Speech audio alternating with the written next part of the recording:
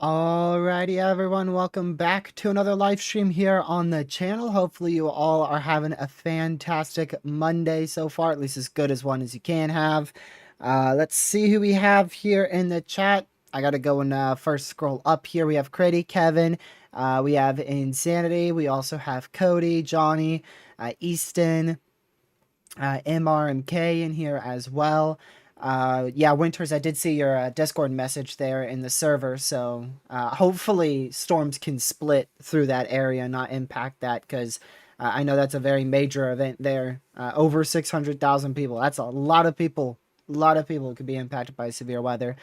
Let's see, we also have Golden Sparkle in here, WX Eli, and everyone else who is in the chat who may not be chatting, and I forgot to welcome. Glad to have you in here. Alrighty, let's go ahead, switch over to our main scene. I'll give everything a double check. We should be good to go, hopefully.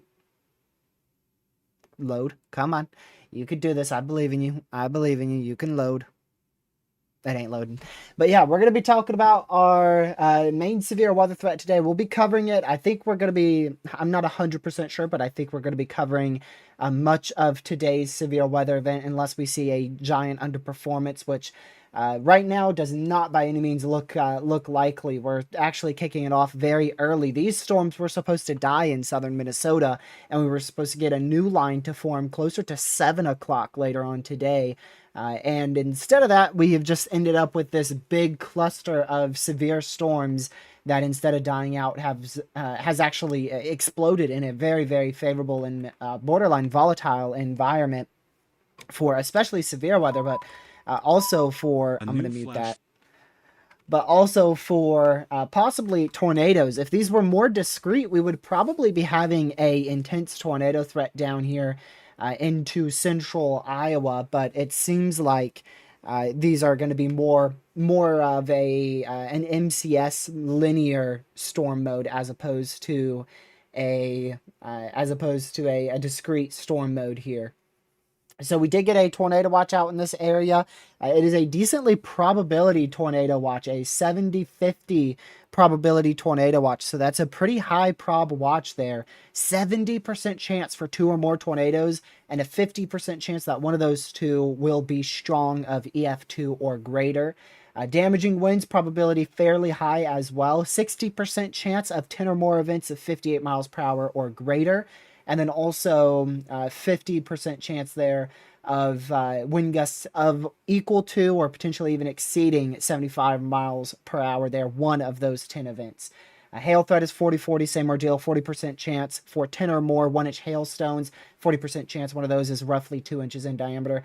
Overall, we have a high 90% chance for severe weather inside the watch area today, which is going to include a very small, very, very slim and small portion of southwestern Wisconsin and primarily much of central and northeastern Iowa. Now, that's going to be where the bulk of that tornado watch is, at least at the moment.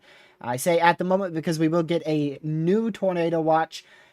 Probably the SPC said around or before 5 p.m. Eastern, but it looks like we're gonna maybe see that a little bit later because these storms further up north haven't really exploded at all. I don't think we'll see much convection in this area here until probably close to 7 Eastern.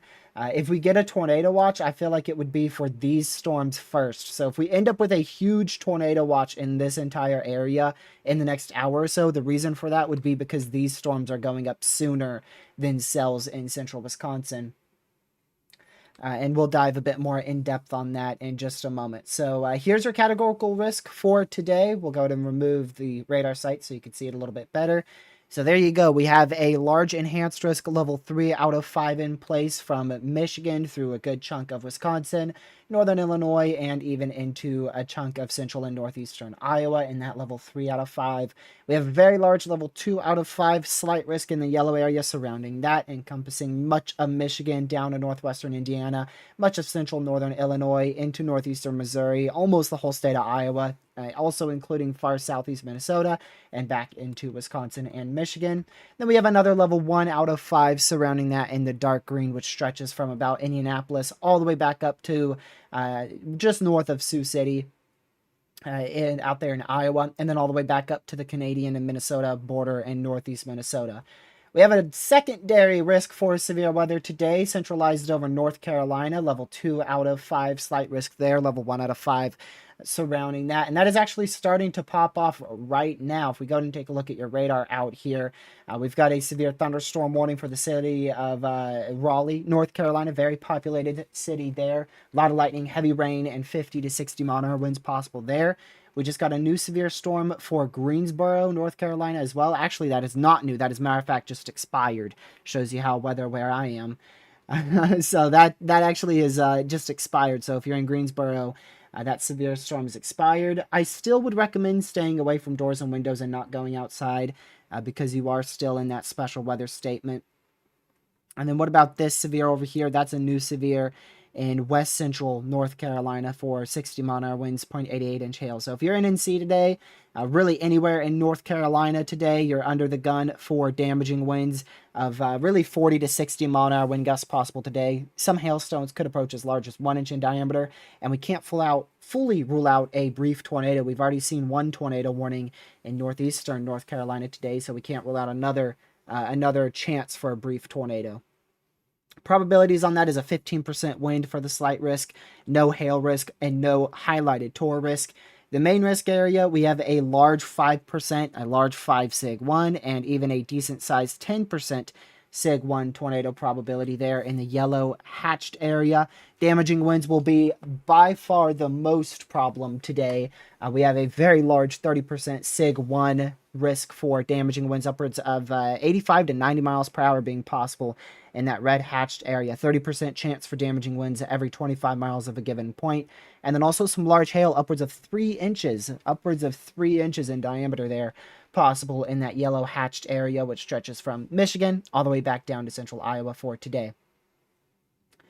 So just to show that once more here, there is your primary risk area. Again, level 3 out of 5 in the orange, level 2 out of 5 in the slight, level 1 out of 5 in the dark green. And then also a secondary slight risk and marginal back out there in the Carolinas today. And we also have a risk for severe weather tomorrow. So here is our risk area for tomorrow. I hope to be covering this. There's a small chance I won't be able to live stream early, but I'm going to try my best to, so we can cover this risk fairly well. There's a very large, slight, and enhanced risk tomorrow, level 2 and level 3 out of 5 for severe weather there in the yellow and the orange area. Damaging wind risk, we have a 45% 45% non-sig wind risk. So what this means is wind gusts are not expected to exceed 75 miles per hour. So we're not expecting to see those wind gusts over 75 miles per hour tomorrow. We could still see one gust, maybe two, up to 80, like we did the other day out in Delaware. Delaware was under the same risk they're under for tomorrow in terms of wind probability. And we still could see, a random gust up to 80 tomorrow in one area or another. But the majority of people will see 60 to 70 mile an hour winds, few gusts up to 75 possible, and then one or two gusts as high as 80 can't be ruled out. Large hail will also be a possibility tomorrow, which is a little bit odd for the mid-Atlantic and the northeastern U.S.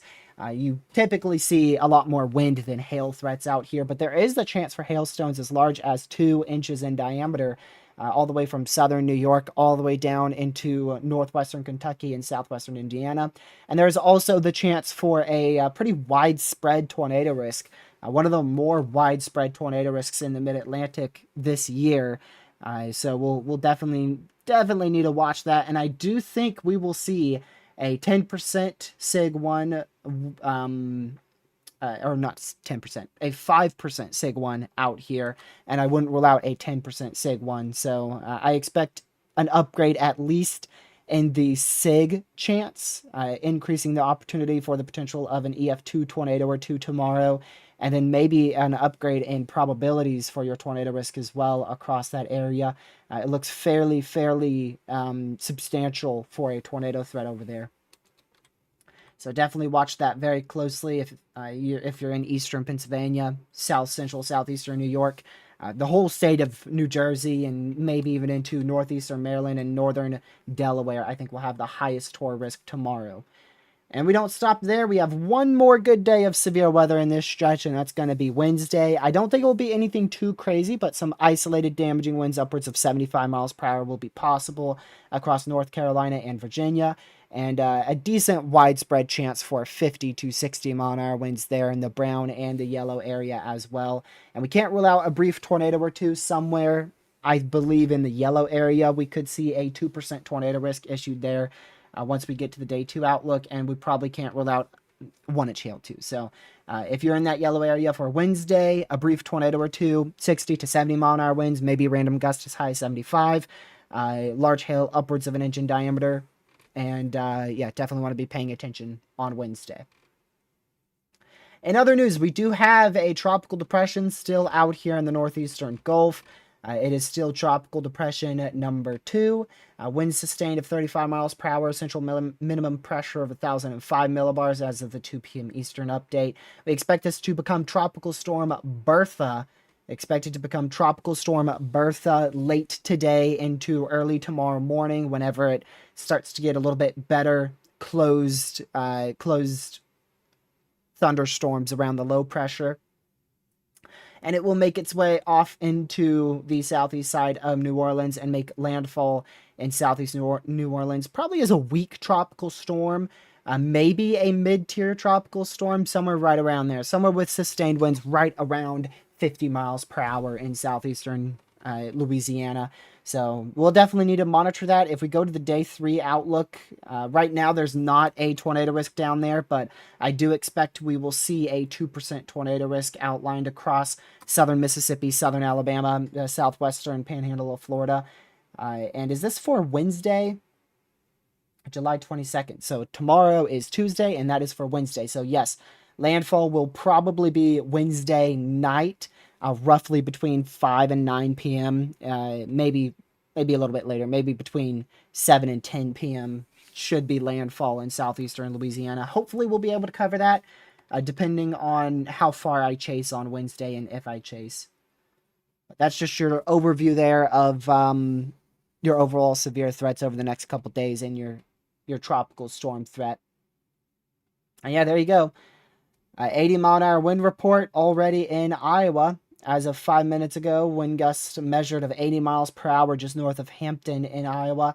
And like I said in chat, I wouldn't be surprised if we get a gust as high as 90 miles per hour out of this MCS. It's a very significant MCS in a very favorable environment, not only damaging wind-wise, but also still somewhat tornado-wise as well. So This should very much favor a very high-end damaging wind threat. And I am a little bit surprised we didn't get a little 45% wind risk right in here.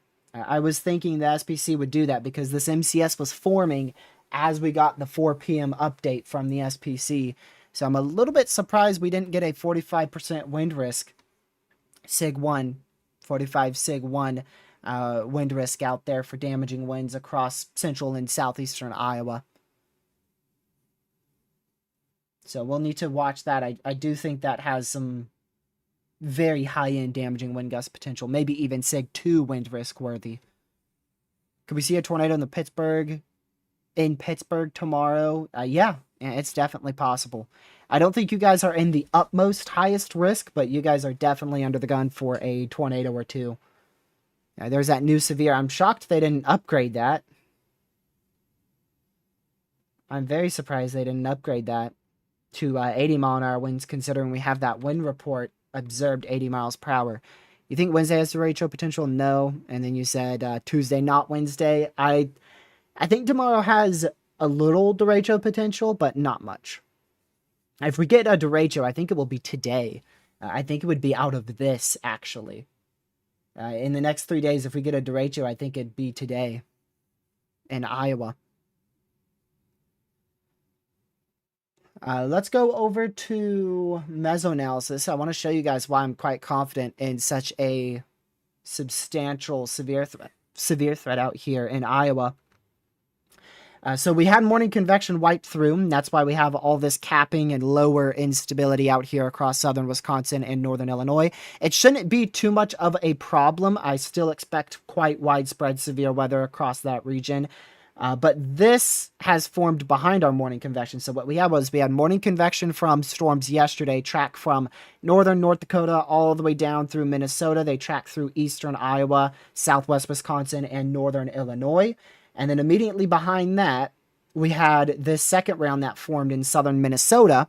And we expected that to die out. However, it actually ended up surviving and moving into this very, very, very favorable environment for damaging winds and even a tornado or two being possible. And because of that, it has ended up intensifying.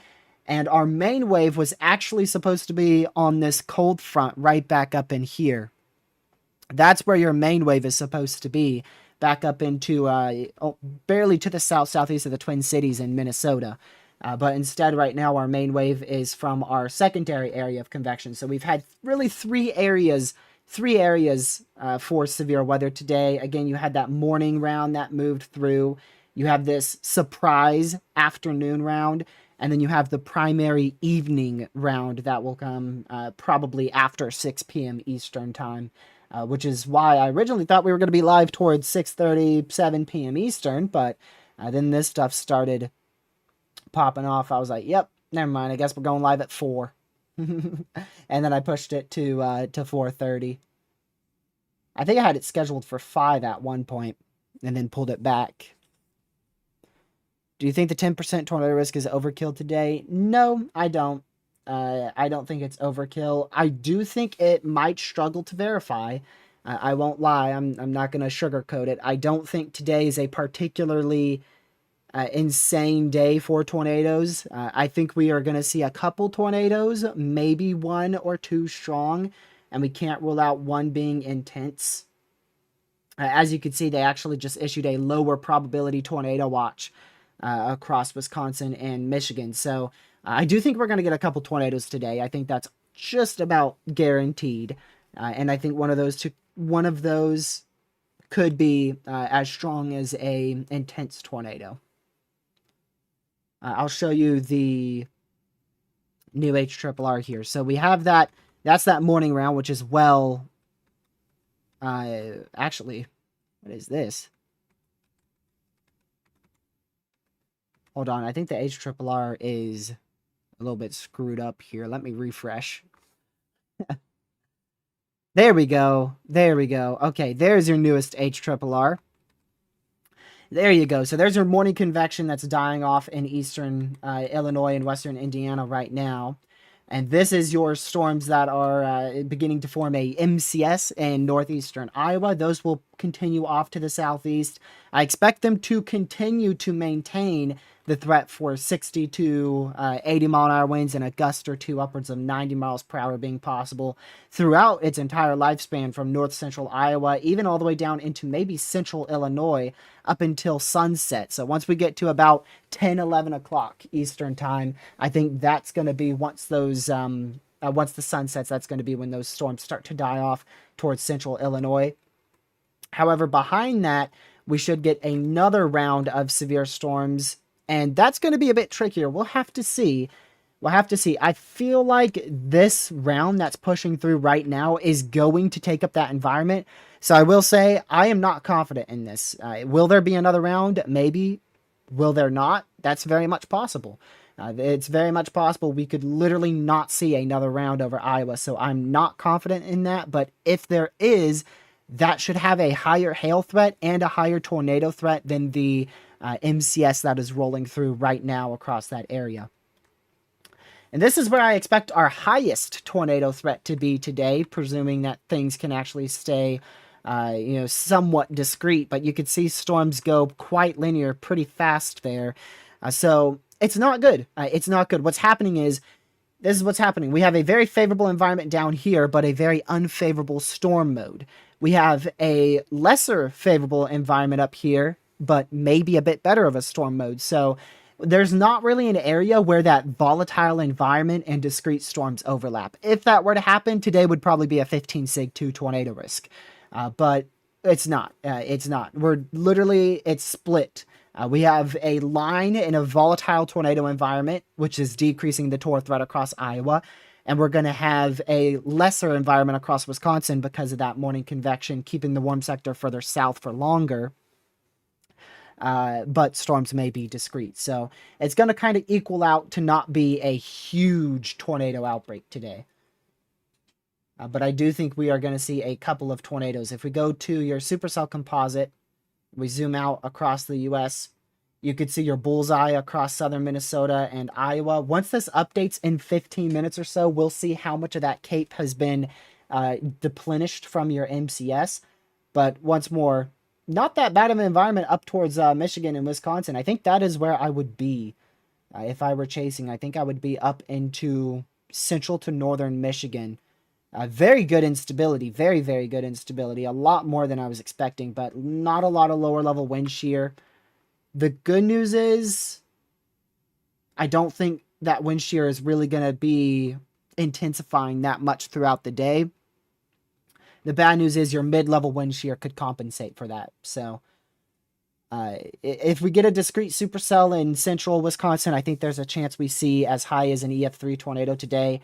But outside of that, I expect a few weak, brief spin-up tornadoes. One or two of those could be strong.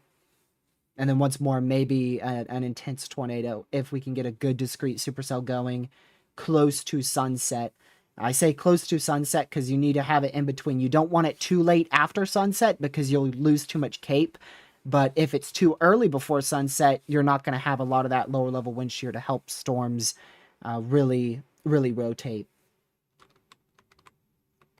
This is probably going to be a full linear mode down here. Again, there's a chance for some additional convection behind this later in the day, but I'm not very confident in that just yet. So we'll see. We'll see. There's a chance for some additional convection back in here, but it depends on how much cape this line is taking up. And this is an old mesoanalysis, so this doesn't show all the cape being taken up right now. Right now it shows, if we actually do have still 6,000 cape behind this MCS, we're pretty much guaranteed to get a much more favorable round for tornadoes later this evening. But I don't think that's the case. I think that this MCS is wiping out a good chunk of that cape. If it was a little rain shower or a few storms, I'd say, maybe there's a chance it's not taking up too much cape. But when you have a huge cluster producing majority 60 to 70 mile an hour winds, and even gusts upwards of 80, yeah, that should take much of the environment up. Let me go fix the ad situation again. Let's go fix it. Ads. Boom. Wait, hold on. I want to just see. What is this?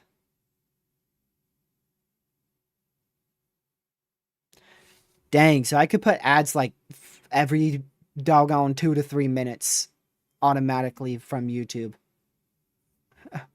Yo, that's worse than Twitch. Wow. I could just be spamming those ads for y'all.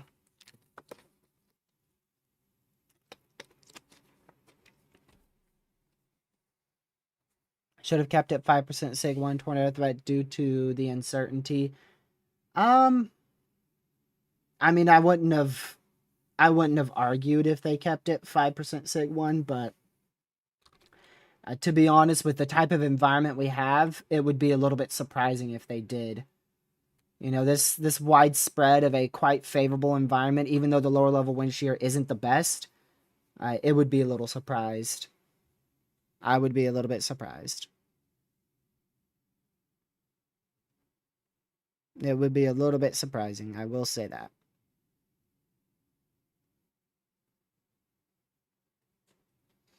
Let's go to North Carolina. I saw another severe. I don't know if that was... Okay, that was a new one for the Raleigh storm. Right there on the east side of Raleigh. Going towards Wilson Mills, Clayton. 60-mile-an-hour winds, 0.75-inch hail there.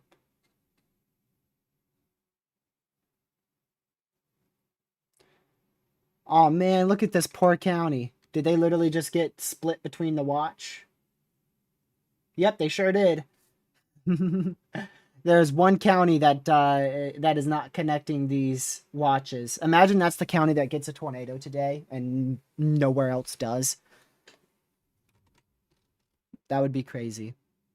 Put ads every 2 to 3 minutes. I will unsubscribe and leave the Discord. I would not blame you. I would not blame you. I hate ads. I try to do 1 or 2 ads every single live stream. No matter the length of the live stream. I try not to put ads in the middle of the streams. Only at the beginning and the end. The start and the end of the stream.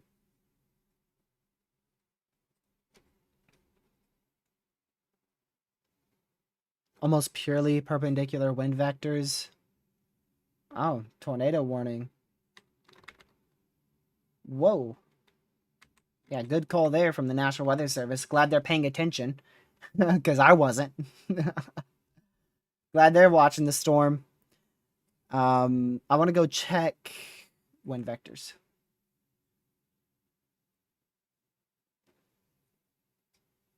Yeah, no. No. This looks pretty horrible for discrete storms, in my opinion. Your storm motion is to the northeast. Hold on. Which way are storms moving? I think they're going to be moving to the southeast, right? Yeah. They're moving southeast. So your wind vectors, your front, we'll just assume later on today it's going to be like this, right? Your wind vectors are like this. That's atrocious. That is very bad. If it was like this, that would promote more discrete storms. But if your wind vectors are like this, like they are right now, think about it. If you get a storm to fire down here, here, and here, where are they all going to go? They're all going to go right into the same area. Whereas if you get a storm to fire, we go like this, your wind vectors are aimed due to the east like this, and you get a storm to fire here, here, and here, where are those storms going to go? Well, they're going to be all by themselves continuing off to the east-southeast. So these are actually very unfavorable wind vectors for a discrete storm mode.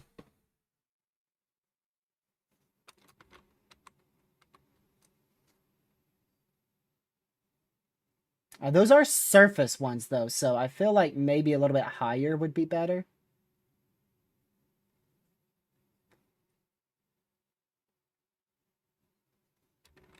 Let's see. No. Yeah, I feel like you would want to use a little bit higher, wouldn't you? I was checking on College of Dew page because I know on College of Dew page what you want to use is the most unstable cape. That's how you check your wind vectors on College of Dew page the best. So I feel like you might want to use, yeah, what you just said, racing 0 to 6 kilometer. Which in that case, I think you would want to use bulk shear on this. I feel like that would be better, but yeah, you could see they're angled to the southeast, so you're getting a southeast storm motion. But even that would favor more discrete storms, because if you think your front is like this and wind vectors are angled to the southeast, that indeed would favor more discrete convection. So yeah, I'm a little bit rusty. You're correct with that. I do think those wind vectors favor a little bit more discrete storm mode today. Clustered to discrete. The reason why I also say clustered is because a lot of our models have shown today being clustery. And that's very obvious. Even with this, you're already clustered down here in Iowa. And the HRRR shows a clustered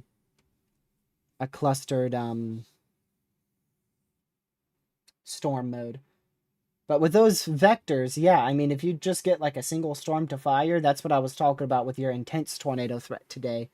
Even though your environment may not be perfect in Wisconsin, if you could just get a good supercell to get going all by itself, it should stay relatively discreet. Yeah, this tornado warning, though, let me go ahead and focus in on this here. So there's your newest tornado warning and your only tornado warning right now, in effect for 43 more minutes. If you're in that highlighted red and pink area, that is where a tornado is imminent or may very well already be on the ground, heading towards Grundy Center and surrounding areas. Make sure you guys get to your safe spot, run to your safe spot. There is over 18,000 people inside of that tornado warned area, so please get to your safe spot. And we're not very close to the radar, but we are close enough to where I think that rotation is legitimate, and I do believe a tornado could develop off of that.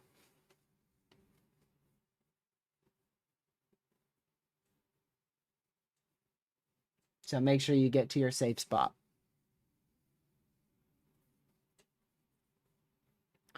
We'll go back up to Wisconsin. These are going to be the first storms to become severe storms to tornadic storms in Wisconsin and Michigan. It most likely it won't be anything down in here. Our two main areas for severe weather today will be focused in far southwest Wisconsin, central Iowa, back out into northwestern Illinois. Roughly, maybe a little bit longer than that. Maybe more like this. There you go. More like in that area. And then the other region will be up in here. Those will be the two main regions. If we take a look at the SPC tornado risk, you can see how they've connected those two. I would be pretty surprised if we get verification from your tornado risk in the middle of that. And models have been fairly confident on this being a split day. A bimodal day is what it's called. You have two different target areas.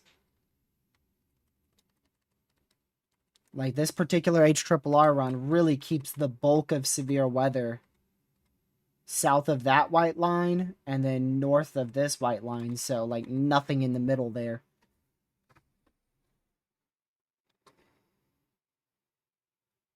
But that's just a model, and we know models aren't very accurate. Possible funnel. That would be on this storm for sure. You can even see the little bit of an indent here on reflectivity. See how your highest values are back towards this area and here? That's where your highest values are. So you could see there's definitely some inflow in here. And then, of course, you have your strong winds pushing the storm out. That's why we have an MCS. And you have kind of a, looks like a Boeing segment right in here. And then you have inflow, which is creating this little notch. And those winds keep pushing out. So you do definitely have rotation here. definitely have rotation here. It's hard to say how strong it is because, like I said, we're not particularly close to the radar, but definitely rotating.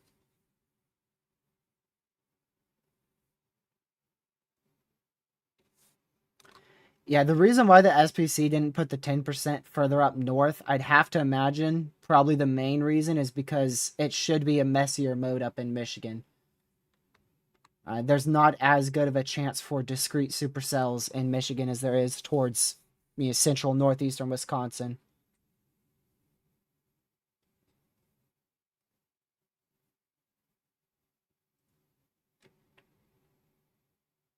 Yeah, we're getting a new HRRR one, and it still shows development behind this primary MCS, but the biggest thing we want to actually pay attention to is now casting using mesoanalysis, but still you could see that this indeed does show the MCS pushing off to the southeast, dying as it enters Illinois about 9-10 o'clock Eastern, and then supercells firing off of the outflow boundary that it leaves behind. As you see there. The good news is those should be they'll have a chance for a tornado or two, maybe one strong, but they should be a little bit more elevated thanks to the worse environment as well as the MCS that pushes through. But look up in Wisconsin. See up there in Michigan how it's a bit more messy, but you still get some discrete storms towards 7 o'clock. But in Wisconsin, that is very sloppy. But you still do get a really good supercell. So I'm very skeptical on the tornado risk today. I'm not very much. I'm not really sold on it. Like I said, I do believe we'll get tornadoes, one or two strong, maybe an intense one, but it's hard to say how many tornadoes. And I feel like the environment in Wisconsin has really, yeah. The environment in Wisconsin has really downtrended. Because look at models yesterday for like 8 o'clock. And then look at the models today for 8 o'clock. There you go. That's 8 o'clock. I feel like it is downtrended quite exponentially. But again, I really want to pay attention to mesoanalysis, which we should get a new one here in the next 10 minutes. That's going to be what's most important.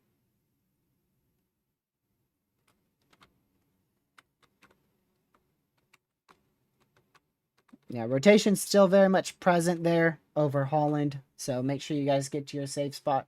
Again, that's in central Iowa.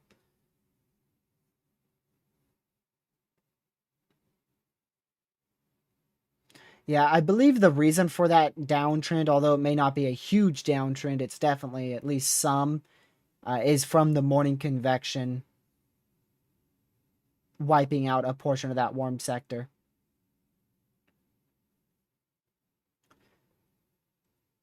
But still, you're you're not great, but you're not bad out here, you know? Like that's not great, but that's not bad. Back down here towards Iowa, I think is where you're better, especially if I go a little bit further west. It should be even better. Yeah, like those are all really, really good photographs. The problem is you're at a linear mode. Wonder what StormNet has now. I haven't checked that in a minute. So StormNet's picking up on the active tornado warning. It does indeed agree that there is the chance for a tornado out of this over the next few minutes, and it does increase the chance for a tornado or two. StormNet thinks the highest tor threat will be between 6 o'clock and 10 o'clock, which I 100% agree. I 100% agree. That's with your evening round, with your cold front. And the two areas where that's highest is none other than southeastern Iowa. And it is practically fallen apart for anywhere in Wisconsin except extreme northeast Wisconsin. Like the only other area where it has it is up here. So those are your two main tornado threats today, according to StormNet, which is a very, very good AI tool.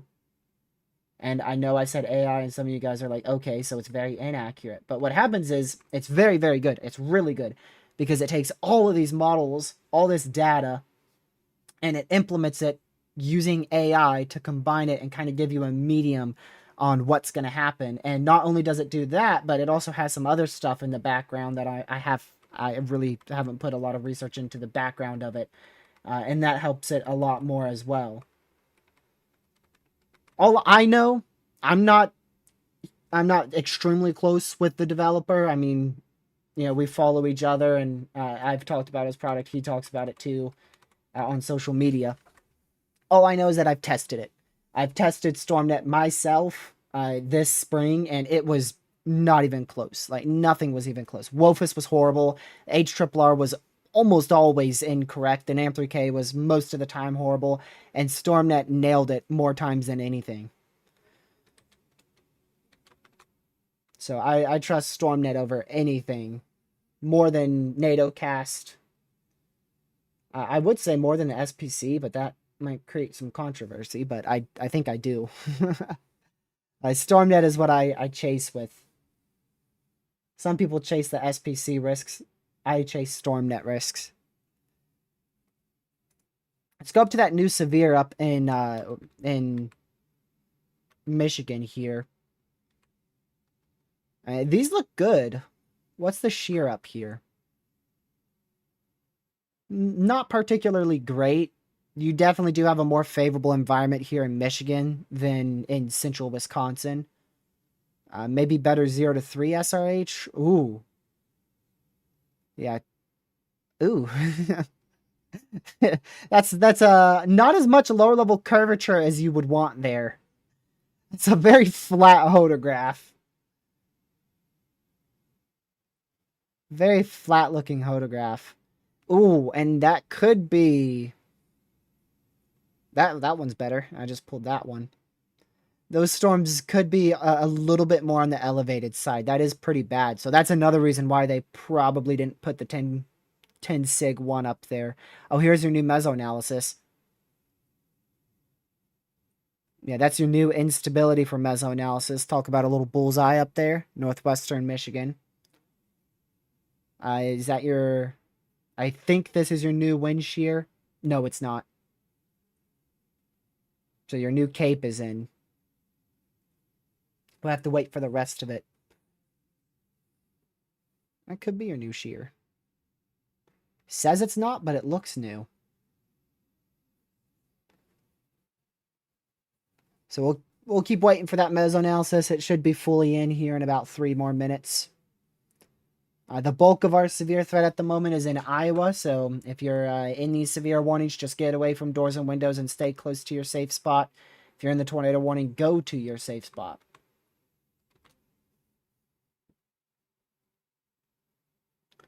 I want to go back to North Carolina. Just a lot of pop-up storms. That's really what we're going to see out here in North Carolina for today. Tomorrow may be a little bit different. Tomorrow could end up being a little bit more of a substantial severe weather threat out in this area. Less of pop-up storms and more of long-tracked storms across this area. So definitely watching for a potential chase day out in Virginia. I don't think North Carolina will have too rough of storms, but they've already upgraded. Virginia's wind threat is already up to a 30% in the central portion of Virginia and a 45% in the northern portion of Virginia. But the Tor threat will be maximized here from southeast New York, eastern Pennsylvania, eastern Maryland, down to pretty much all of Delaware and pretty much all of New Jersey as well. That's where your tornado threat will be maximized tomorrow. I think a 5 sig 1 will be issued. Might even be talking about a 10% sig 1. This is your significant tornado parameter, and you could see it's okay. It's not like out of the water and insane, but you're at a 2 to 3 STP. And just to compare that to today's environment, to kind of give you something to compare it with, today's environment in front of that MCS is at about a 10. Right? You're at like a 9 to a 10 out here in Iowa today. And back up into northern Wisconsin, you're at about a 2 or a 3. So tomorrow's event could end up performing could end up performing similar to like what today's event may perform in northern Wisconsin and Michigan in terms of environment. And even the storm mode is almost a bit similar. I would say tomorrow's storm mode may end up being a little bit messy, but today's pretty messy too. But tomorrow looks like a big day for severe weather. I'll check StormNet real quick. Told you I'm a StormNet person. Yeah, StormNet loves Eastern Virginia and Eastern Pennsylvania for damaging winds, especially damaging winds. StormNet loves Eastern Pennsylvania, Northern New Jersey for tornadoes and damaging winds. It loves Eastern Virginia for damaging winds. And it also likes Southeastern Ohio for tornado potential tomorrow. So, big day for severe weather. There's a lot of stuff that's going to change on our model runs, so I don't want to dive too in depth on it. I want to stay more with the current severe weather. What's your input on the tropical storm? All my friends are asking me, and I told them I'd ask the professional. I don't think it will be too rough. Some people have literally shown runs of it being like a hurricane. I don't think you're going to get much in Texas, and the reason why I say that is this system is very southern lopsided. If we take a look here on radar, there's definitely some rain on the northern side, but if we go to like our future radar, this is the HRRR 18Z, and we'll pull this out. The bulk of this looks to be a southern lopsided tropical storm. And the HRRR barely even wants it to go towards Texas. So, I don't think it will be that bad.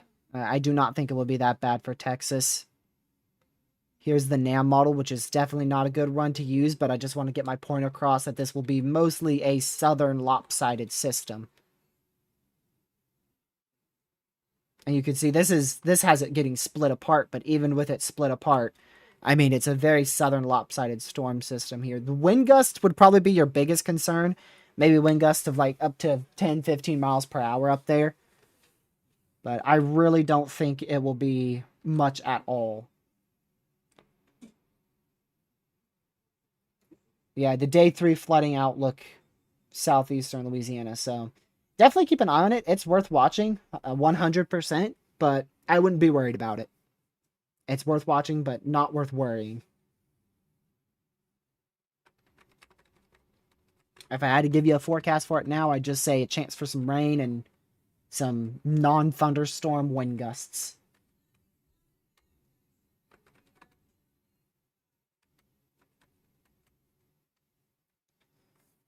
Springfield, Illinois. Let me check real quick. That's more towards central Illinois. Yeah, you're pretty good. You're pretty good. There's a chance for some isolated storms today, very late today. Tomorrow, I think you're good. You're one of the lucky dogs. You're one of the lucky dogs. Right in here is going to get lucky. Oops. Right in here is going to be the lucky dogs because you're in between risks. You're not going to get a lot tonight and you're not going to get a lot tomorrow. So an overnight chance for some rain is about the worst you're going to get. You're in between the risk area.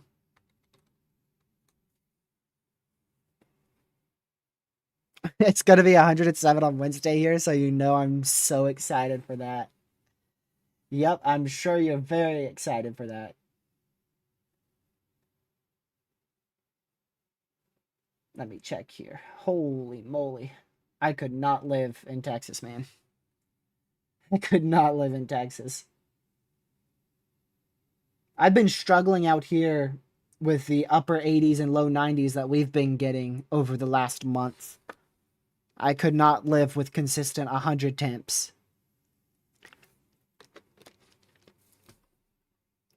I would have to build me like an outdoor... Bro, why do you keep going back? Quit going back like that. I would have to build me like something outdoor. Like I'm thinking maybe like a huge outdoor shed.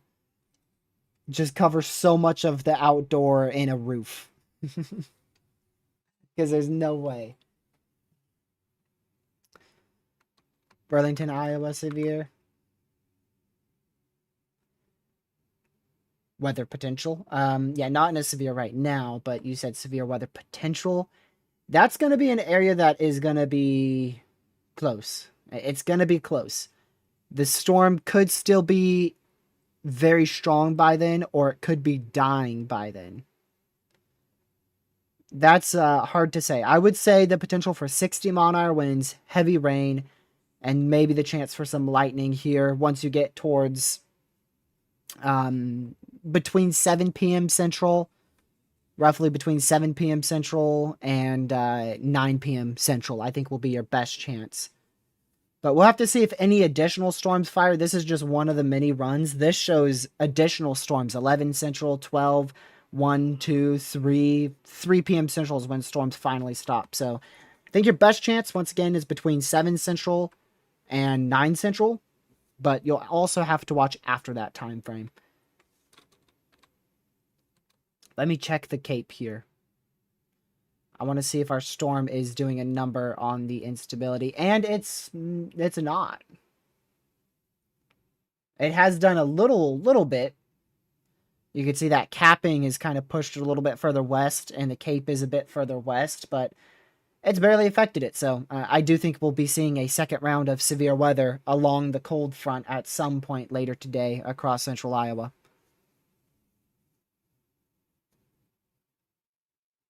I want to also go back up to Wisconsin and Michigan. There's your updated Cape. Updated supercell composite, and the big thing, updated wind shear. And yep, there is a little bit better wind shear starting to poke out here into northern Wisconsin. We'll watch that. Oh my word. Weatherwise, bro. I'm used to the app, which this doesn't appear up on the Weatherwise app. I should just open the app.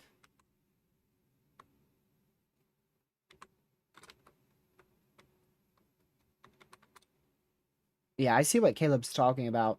These two storms are concerning wind and hail wise and maybe torrent potential wise, but this little guy right here, look at that.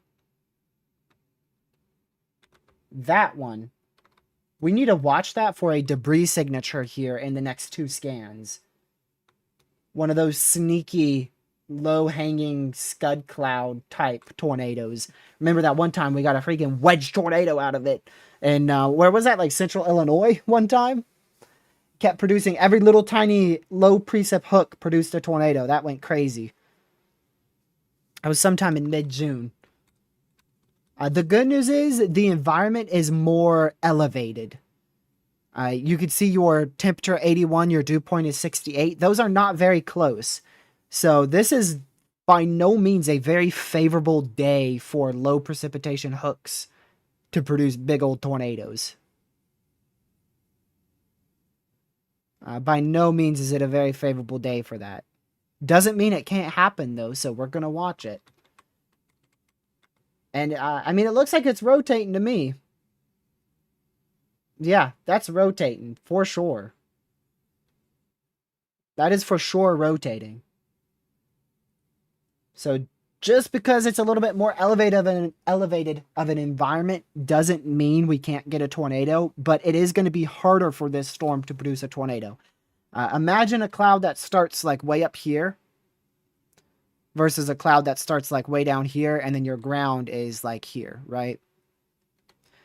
So it's going to be harder for a cloud that starts way up in this area to produce a tornado all the way down to the ground, as opposed to a cloud that starts closer to the surface to produce a tornado.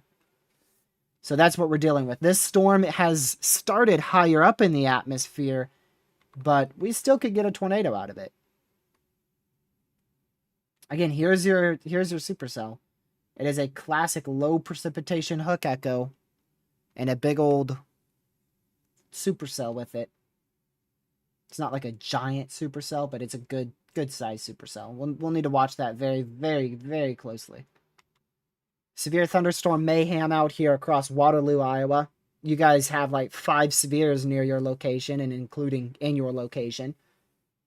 So just get away from doors and windows as this MCS rolls through, which is basically just a severe line of thunderstorms.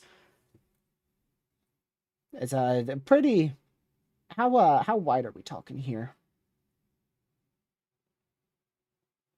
Definitely derecho criteria in that sense. And we'll say it started back up here close to these reports. If it makes it, it would have to make it to probably like where Caleb is in order for this to have a good chance at derecho classification. Which right now it's about like 35-40% there roughly. I think it's about roughly 40% there of derecho classification in terms of the length that it's traveled. I want to watch this again. Watch for a debris signature because these things pop up out of nowhere, man. We've had like at least 3 tornadoes that have been in strong to intense that pop up out of these LP supercells. This is kind of the vicinity to do it, right? If this was down in Illinois, I'd be sounding every alarm ever known because that would be crazy. Illinois has been a big tornado maker, but yeah, this is up in Michigan. Not particularly strong rotation, but still, I would be in my safe spot if I'm in Channing, Golden, Floodwood, Turner, Michigan. You guys aren't in a tornado warning, but that is a storm that could produce a tornado. In my opinion.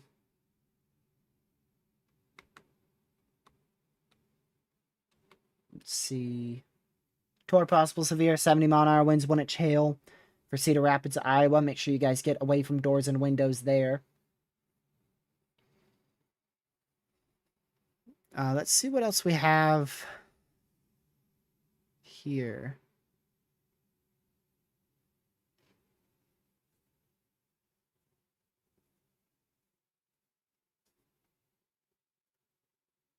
There we go.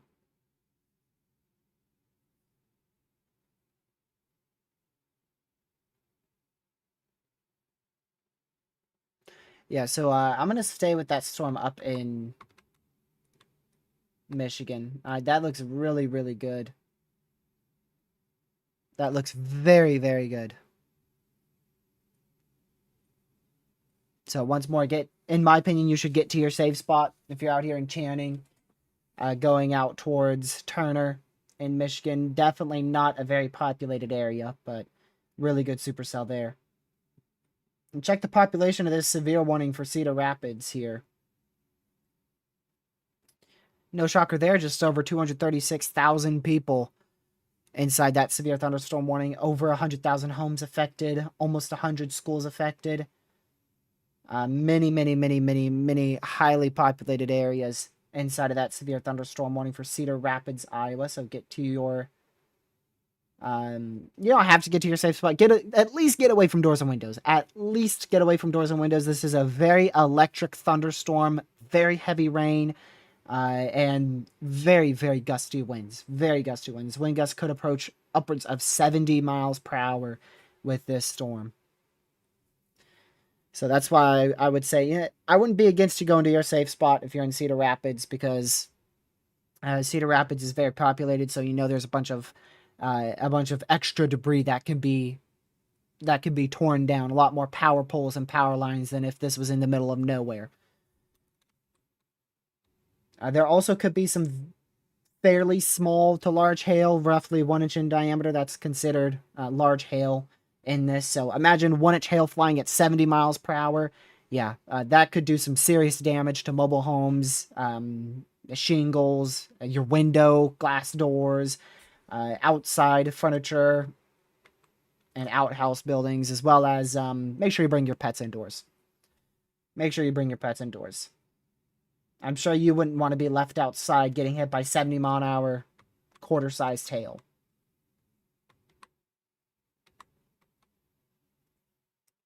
Let's get open a new radar site. I'm going to take this up to Michigan.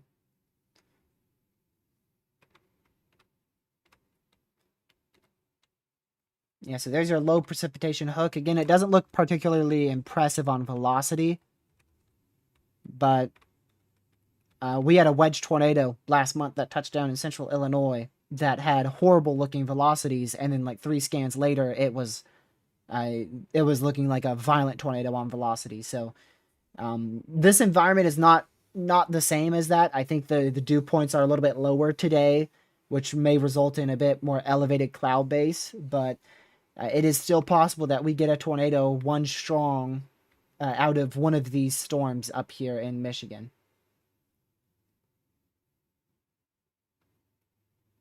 What is that one?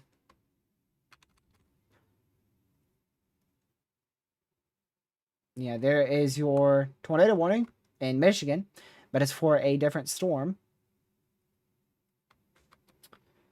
And in my opinion, that one looks exponentially weaker.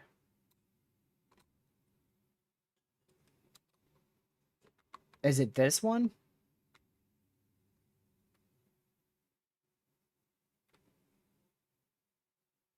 This is the one it brought me to. Yeah. I don't see anything great unless there's like a low precipitation hook trying to spark up here. Which that's very well removed from the supercell, but maybe we'll have to watch that. Watch that little area of just precipitation there. It looks like corruption, right? But no, there is CC that shows that there is rain falling right there. So I want to watch that.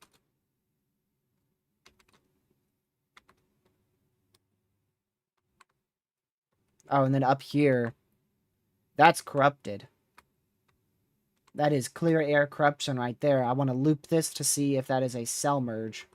And it is a cell merge, so that is corruption. That could have a tor threat in the future right along the coastline southeast of Big Bay, but as of now, that's clear air contamination right in here. So tornado warning just came out for Crystal Falls in Michigan. Get to your safe spot. Not a particularly impressive looking storm rotation wise, but I do get to your safe spot just in case. Yeah, I'm surprised we don't have a tornado warning for just this general area. Maybe even two with both of these storms here.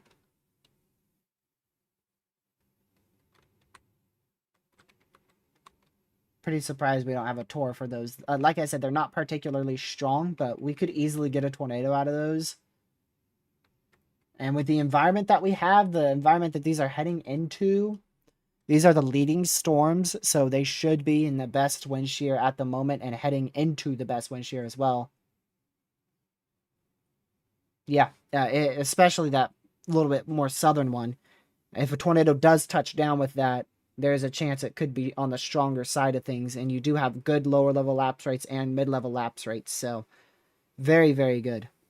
And further off to the east, the moisture not particularly higher, maybe by 1 degree of dew point, but the temps are a little bit lower, so that may favor a little bit lower of a base for these storms, possibly. I don't think it would make much of a difference, really, to be honest with you. I think you would need a good difference. Like, I think you need a good 5+ degrees for any type of difference with storms already ongoing for that base to get lower. But yeah, these are a little slightly more elevated thunderstorms. Again, doesn't mean they won't produce tornadoes. It just means they might struggle a little bit more to produce tornadoes at first. But if they can get tornadoes down, we could end up with a stronger tornado out of one of them.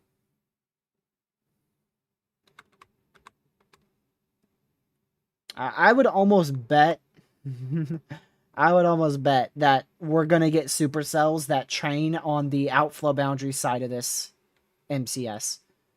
So watch that very, very closely. If you're out here towards this vicinity in here,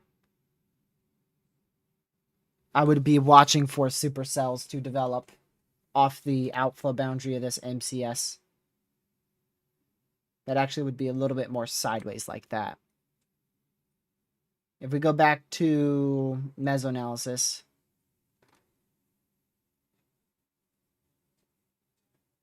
yeah. See how the winds are changing in direction right in this area? That's from,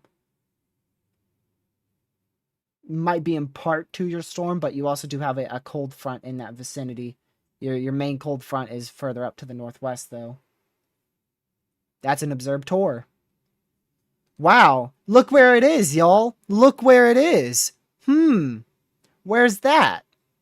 Where's the confirmed tornado warning at? Yeah, that's right. The exact area I just circled for supercell development off the outflow boundary of this MCS. There you go. So tornado on the ground now in Webster City. This was previously an unwarned tornado on the ground. Now it is a confirmed tornado warning. So get to your safe spot. This is the first confirmed tornado of the day. And it is confirmed for just over 11,000 people. So please get to your safe spot. Welcome to the stream, Lucy. Please stop making me mod. I haven't got a good story this entire year. Oh, man. Mod Dome forever.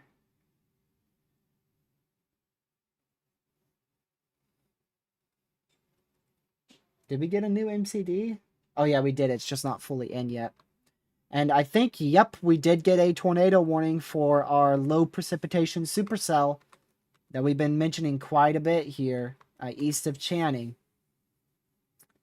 So there you are. We're up to 4 tornado warnings, and one of them is observed. 2 radar indicated warnings in Michigan, 1 radar indicated warning in Iowa, and then 1 observed tornado warning in Iowa. This is the first observed tornado warning I can recall in a very long time. I don't remember the last time we had an observed tornado warning. I think the last one I can recall is North Dakota on a slight risk day, like almost a week ago. That's the last one I can recall. Oh yeah, they issued an MCD on the MCS here. Corridor of enhanced severe wind potential and a few tornadoes and isolated occurrences of large hail will also be possible. Potential for a couple tornadoes, 1 or 2 strong, maybe 1 intense. 65 to 80 mile an hour winds and 1.5 to 2.5 inch hail will be possible.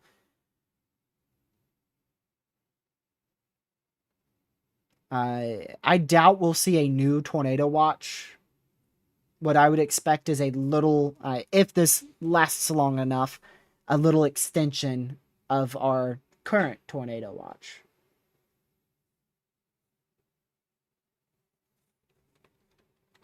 Thoughts on second season? I really haven't looked too much into it.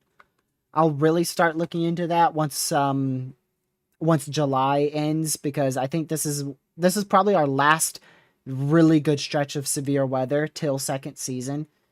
If we're talking about like tornado wise and very significant damaging wind wise, of course we'll have another 1 or 2 threats for MCS derecho potential, but I don't think we're going to get anything too crazy for a while after this stretch of severe weather in terms of tornadoes. Again, we're going to keep this northwest flow, so I do think we'll continue with the pattern of damaging winds, you know, multiple slight, holy crap, okay, we're not done. I take that back. There's definitely going to be the opportunity for a few more good tornado threats towards the end of July. I mean, we're really in this active pattern for a while here on our model data. So I'm not too sure. We're going to keep going with this pattern for a while because we've got this dominant high pressure, and I don't think that's going to go away for at least another 2 weeks. I don't think that's going to increase particularly tornado threats, good tornado threats. We got pretty unlucky with today and tomorrow because this high pressure pushed off to the west as the same time we got this big trough to pull in. So we got pretty unlucky with the environment being so high end today and possibly being moderate to high end tomorrow. And then maybe CFS. Let's see.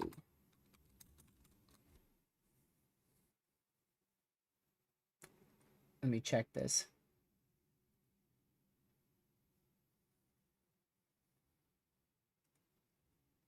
Yeah.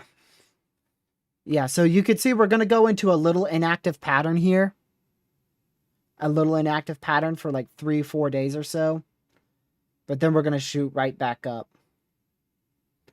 So I can't really tell much about second season when we really aren't fully done with our main severe weather season. Our primary tornado season's concluded, but we're going to keep going with severe weather for a while.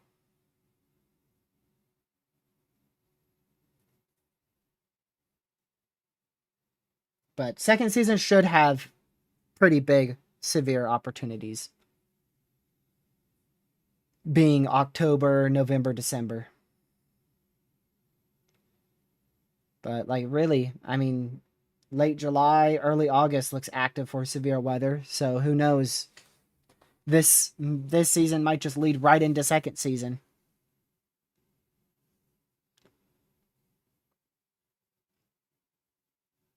What's our tornado average for August?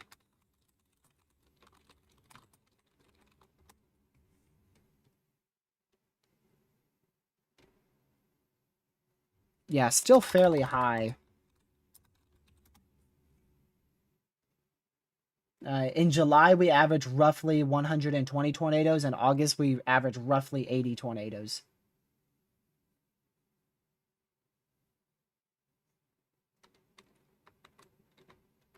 Yeah, these storms don't look too crazy anymore. Our low precipitation storms really don't look impressive. That one, though. Can I go back a scan or two on that? That's so hard to see. Impossible to see. That is another low precipitation little hook there.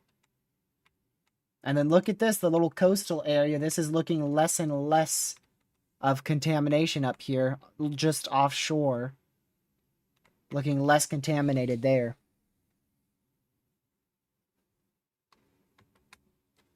You can see that. Not really a strong area of rotation, but that's good enough to produce a tornado. But it's right like hugging the coastline here of northeast Michigan. There's your tornado report from Webster 8 minutes ago of multiple reports of a funnel cloud with reports on the ground. Location is estimated via radar. Also, something interesting is the 1.75-inch hail reported 3 minutes ago, and severe warning got upgraded to 2 inches observed.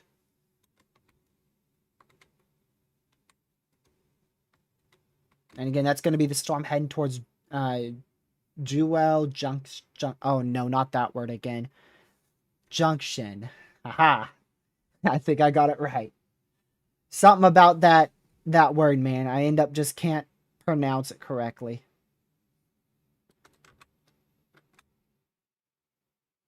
Let's go back to North Carolina here.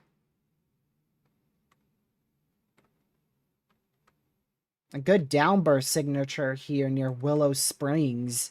I would not be shocked if that's producing 60-mile-an-hour winds one bit. Maybe another downburst signature right there. Let's loop it and see. Nah, that's just more of just winds, not necessarily like a good downburst.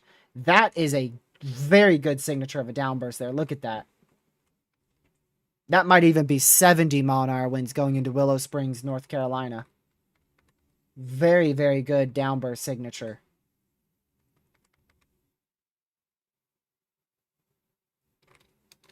And some winds and strong storm still moving through Winston-Salem, North Carolina as well.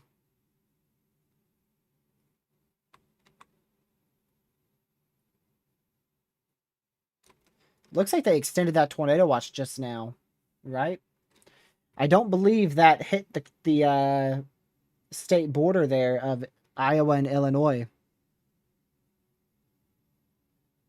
Yep, they just extended that. So they believe that this line is going to last longer.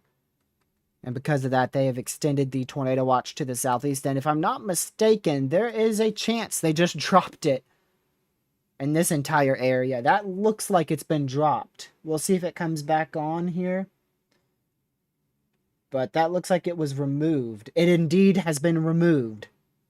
It has indeed been removed. So you guys near La Crosse, Wisconsin, you guys might be in the clear for the rest of the day. Y'all's threat might actually be done before it even starts. We'll have to watch towards sunset as the main cold front pushes through, if there's enough forcing to get additional storms to fire towards 8 Central, 7, 8 Central, around that area. But I think the worst threat is going to stay off to y'all's northeast and southwest.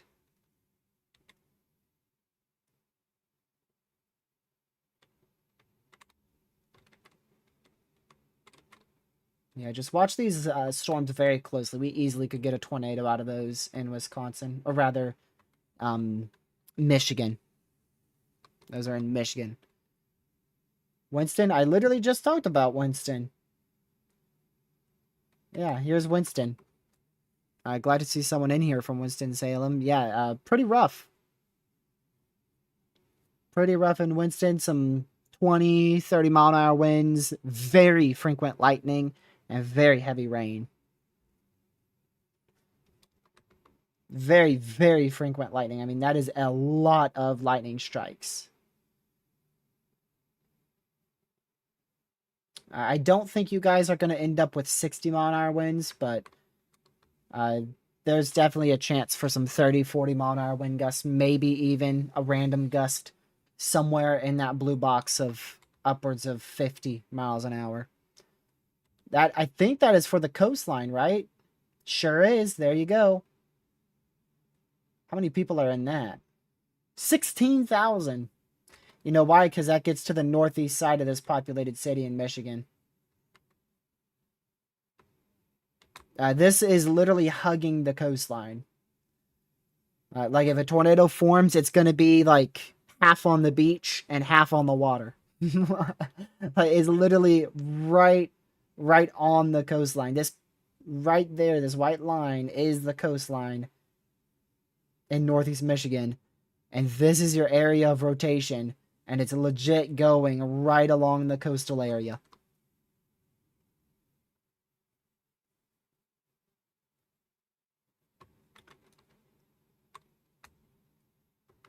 That is crazy. Still a confirmed tornado warning here going into Joel Junction. See, I knew I was going to mess that up. That's why I paused. Randall, that vicinity. Make sure you're in your safe spot. Very, very good looking supercell here. Really good looking supercell. I wouldn't even rule out a strong tornado with this as it pushes off to the southeast. It's right on that outflow boundary left by the MCS that is still ongoing. Where's the violent tornado parameter? Man, if this MCS was just a tad bit slower, that supercell would probably be producing a borderline violent tornado. With the help from that localized vorticity from the outflow boundary. Thankfully, it is not, though, but it's right on that edge of the most favorable environment. Right on that edge. Yeah, look at that photograph. Very favorable, but if you look behind it, gracious.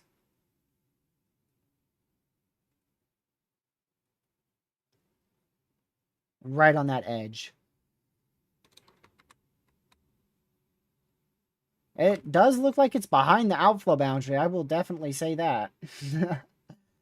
It does look like it's behind the outflow boundary, but it also looks like it might have a little attachment right there.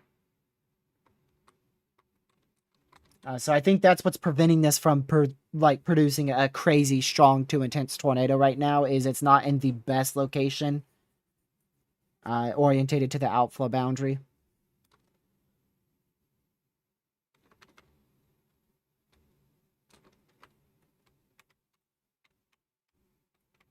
At least from what I can tell.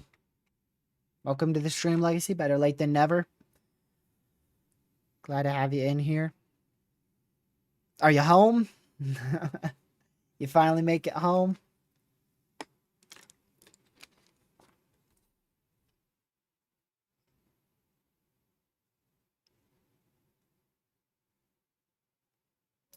Let's see.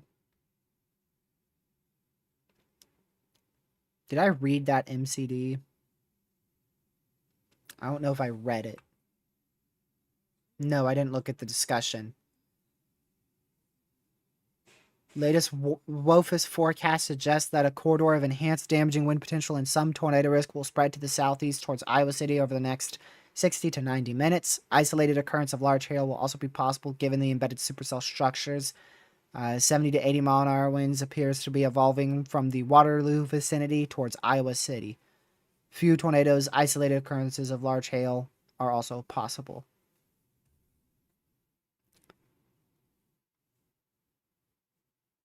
Initial, more discrete supercells have evolved into the Boeing complex with an embedded high precipitation supercell near and southwest of Waterloo as of 2125Z.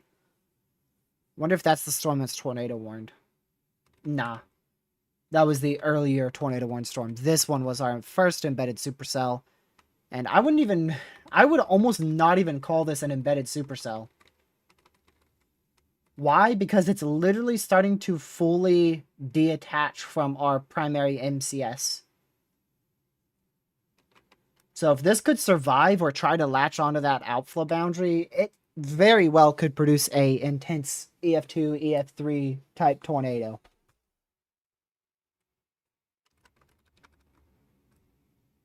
But if it does stay behind the outflow boundary, it might get cooked. So I would also be looking for development on the outflow boundary back out here as well, towards Fort Dodge, as that outflow progresses southeastward. Also looks like the primary MCS is already starting to weaken. Let's go back to mesoanalysis here. See if... I mean, the cape is still going to be there. Downdraft cape might be... No, downdraft cape's still very, very well. Very high. So, it should stay severe. We'll have to see if it can continue to produce significant wind gusts of 70 miles per hour or greater. But it's already on a bit of a weakening trend there. How does the wildfire smoke affect cell development? I think the dry air smoke would choke storm development. Actually, the biggest thing is thick wildfire smoke. Because what that can do is that can act like cloud cover and completely block the sun. And in that case, you could still have a destabilizing environment. Like a couple days ago in Northeast Maine, we got up to 3,500 Cape, but the thick wildfire smoke kept a solid capping on the atmosphere, which is where there is that's where there's a lid of warm air trapped above the atmosphere that prevents storms from firing. And that was all because of the wildfire smoke. It didn't allow for that sun to hit the surface and get rid of that cap.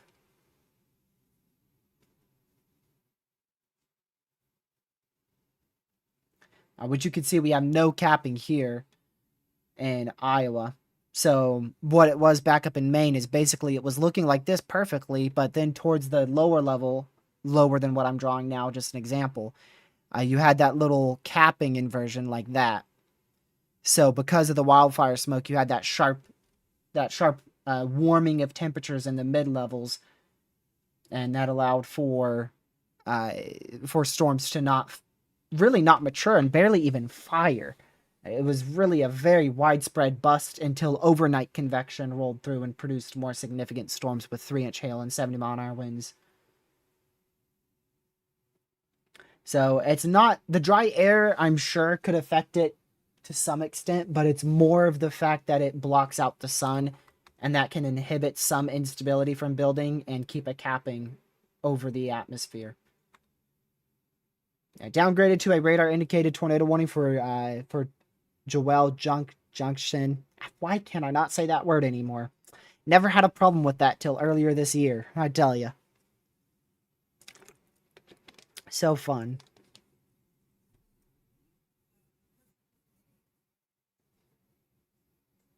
I believe we had our morning storms. They left the outflow boundary, but yeah, it wouldn't surprise me.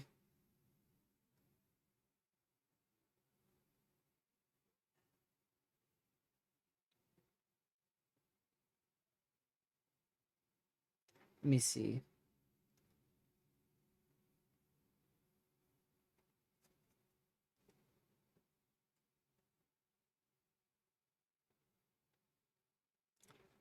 I don't see any clear outflow boundary. You really need a more sharp MCS. Like this could have left an outflow boundary towards Iowa City. This is more of a sharp storm. See how sharp this is? This is gonna leave an outflow boundary, and it already is towards towards Fort Dodge. If you have a more sloppy MCS or a sloppy morning convection, for instance, like all this stuff, this really isn't gonna leave a good outflow boundary. It could, but it really is not gonna leave a good one. Oh yeah, like look at that. I see a little one right there. See that? I see a little outflow boundary. You can kind of make it out right in there. It's very, very weak. And it comes off of this stronger storm. You could see it. It's right in there too. I see it. But that just goes right off with the storm, and it doesn't look like it stays there. And even if it did stay there, I don't think it would play a big role. It would have had to be, it would need to be a stronger, more well-defined MCS.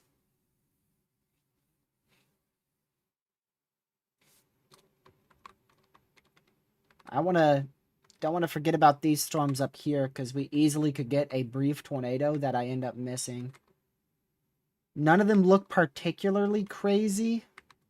These two still want to watch them, especially that first one there. Still want to keep an eye on it. I'll go take my daily look at StormNet again, my hourly look rather at StormNet. I've looked at it too many times to count today. It doesn't look particularly crazy for today, tornado-wise, on StormNet. StormNet has been very confident in that today won't be a big day for tornadoes.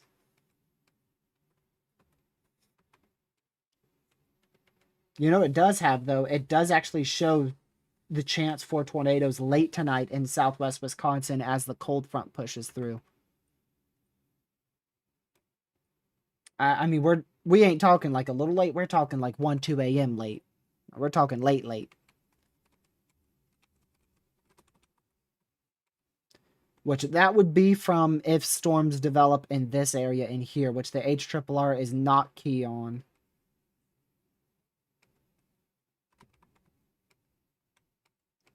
I don't really see that. I don't really see that actually happening. I think our highest tornado threat could be focused on where this outflow boundary is left towards central Iowa.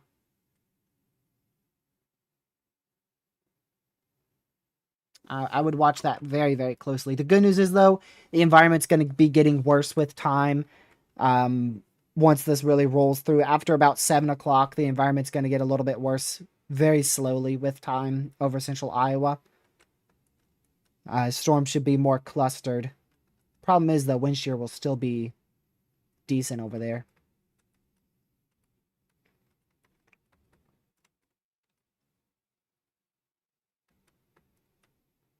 Here comes a new HRRR. Yeah, you see the HRRR definitely fires some storms off the outflow boundary about 8 o'clock, 7, 8 o'clock. It fires some more in Wisconsin as well.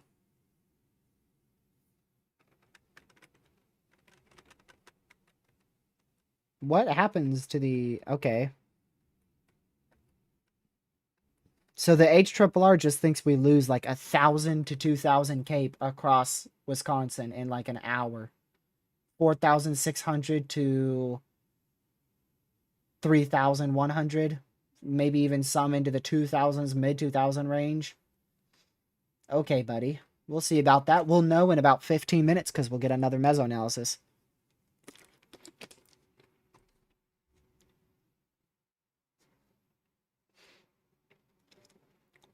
Yeah, Legacy, I saw you talking about it earlier. Thanks for letting me know.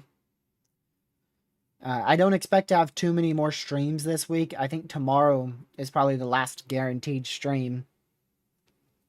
Only problem with tomorrow is I don't know when I'll be live. I might have something that stops me from going live until it could be as late as 6 o'clock.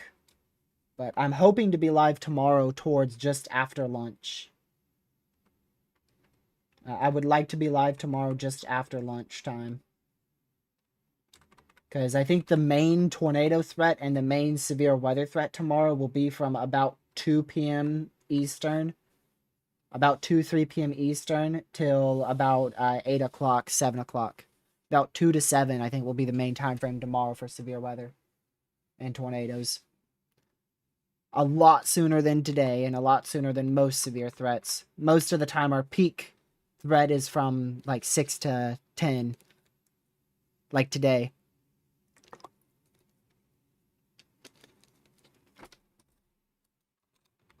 Yeah, they got rid of that tornado possible tag. It's because it's trapped behind that outflow boundary, so that should, in theory, keep it more outflow dominant if physics works correctly, which sometimes Mother Nature goes against physics. It feels like, at least. It happens.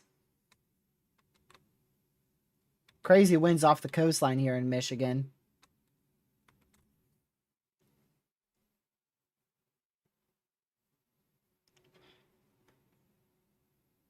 Let's see here.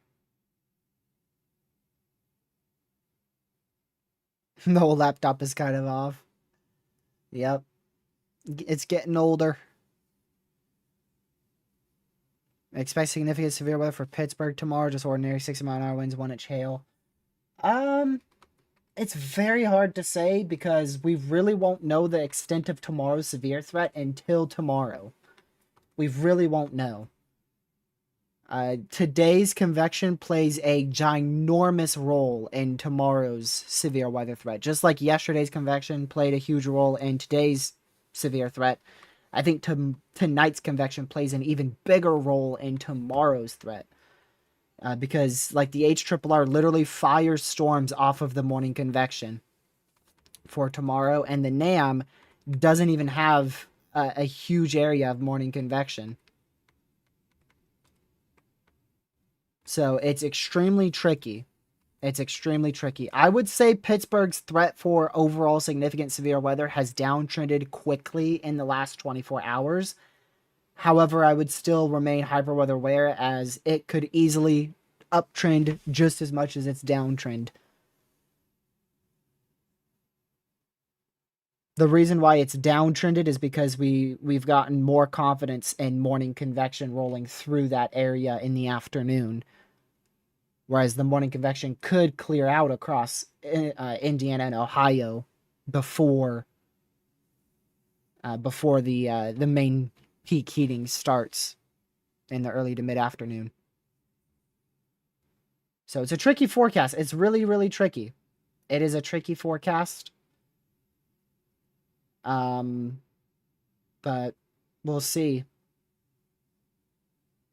You really aren't going to know, really not going to know the full extent of tomorrow's severe threat until probably about 12:30 p.m. That's going to be when we can really tell where the morning convection is, what destabilization is at least generally looking like, what NATOcast has. 12Z comes out about 11:20. So I would not. I would make sure to watch it closely, and I would not downplay it too much. Okay, so they didn't keep the Tor possible tag on that, but they reissued the tornado warning. That makes a lot of sense. Like I said, I think it's downtrended in Pittsburgh, but again, it could uptrend just as much.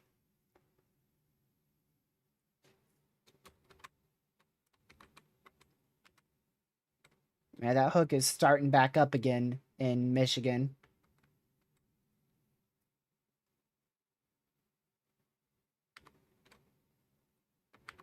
See if any of these are doing anything. I don't see anything too crazy there. I was looking at that tiny little thing, but I don't see much with it.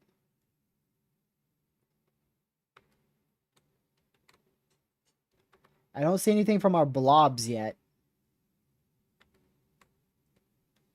But those blobs in Wisconsin should start going over the next 2 hours or so. Well, that's probably one reason why they re-tornado warned it. We have a report of a funnel cloud 3 minutes ago.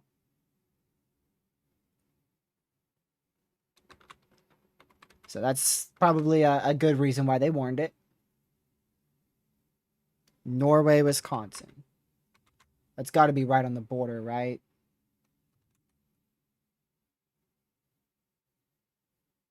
Iowa. You're going to give me another town name. I'll look it up over here.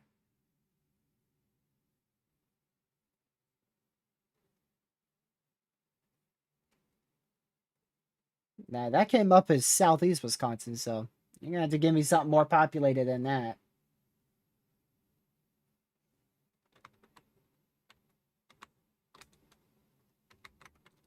Norway, Michigan? Buddy don't even know his states.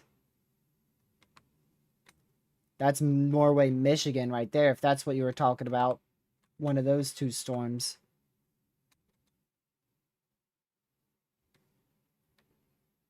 Look at the nice organized line of lightning.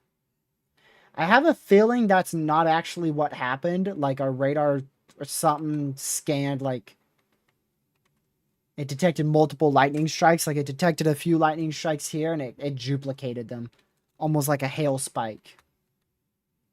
I don't know if that can happen, but that's what that looks like.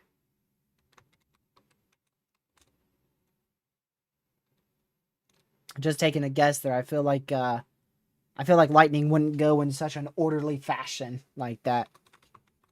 It's typically more unpredictable and all over the place.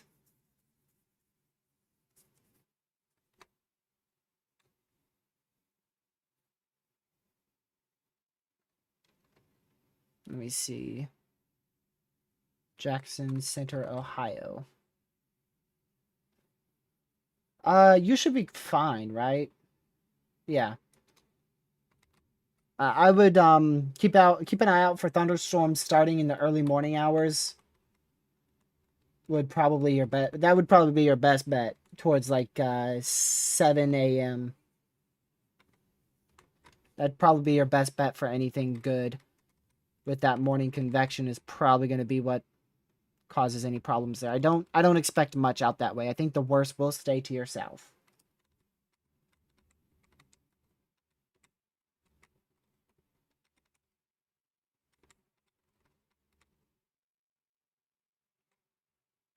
Do we have 18Z NATO cast yet? I'm curious if that is downtrended.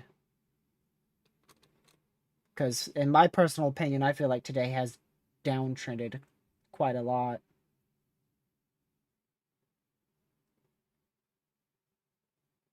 At least compared to what some runs were showing. NATO cast, no shocker there. Added a 30 sig in southeast Iowa. Not a single shock there.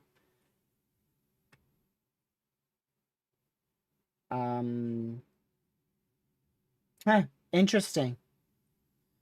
So it has the 10% tour for probably the MCS. And for some reason, it has a 10 sig in south central Wisconsin. And then it has a 10 sig up in northern Wisconsin. This one makes sense up here. This one makes sense. But what the heck is bro doing? What's that? That does not make any sense.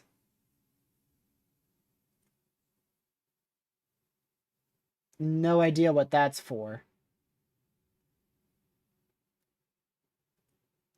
And that's the most accurate NATO cast too. That's the 2024 models, which is the most accurate from my experience. Yeah, they got rid of the tornado warning out here in southern Michigan, far northern Wisconsin. They might add that back because it doesn't look too bad in Florence. Yeah, they do have a tour possible tag there, Florence, Wisconsin. So we'll keep an eye on that. And then just look at this beast. Look at this beast of a supercell. This thing's trying to strengthen quickly. The good news is actually, bad news rather. I think this is moving into a better sheared environment. So I don't. Wow. Wow. I don't really think there's much stopping that from like producing a strong Tor threat.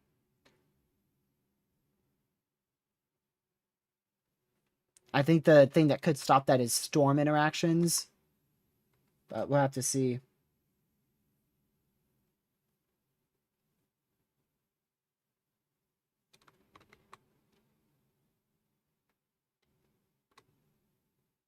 Because that does look pretty good.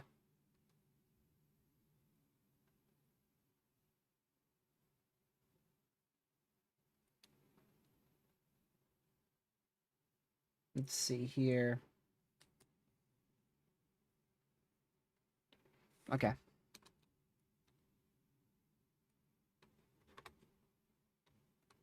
But it's never really gotten its act up too much, other than the first time when it had that low precipitation hook. Would a lake breeze be possible on that storm? Lake breeze is more of that's kind of like an outflow boundary, if I remember correctly. I don't think we're dealing with that at all today.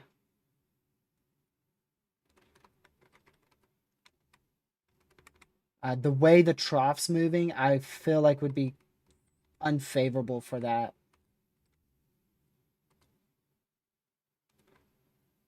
I haven't really studied that too much though, so I'm not really one to comment on that very, very well, but I don't believe that would be something that would be a problem today.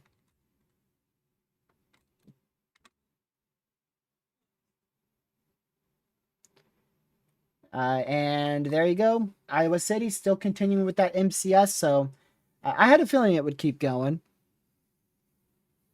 I had a feeling it would keep on going, even though it started dying off on the west side. Just a lot of cape out here and good D cape, continuing to fuel this with a 60 to 70 mile an hour wind threat. Now heading towards Iowa City in Iowa. Almost 500,000 affected by that.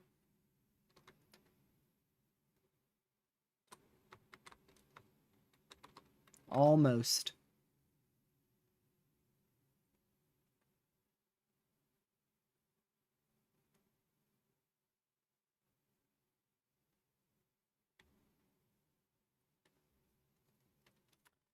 Let me see here.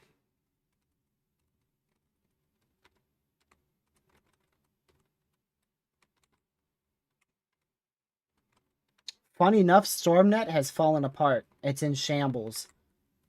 Funny enough, it has the highest Tor threat for only the next hour and a half. StormNet is in shambles right now. It does have a secondary area of some Tor potential forming in Wisconsin. And that has it. Where is that? What counts? It's the one that looks like a box. But the problem is they all look like boxes. That one.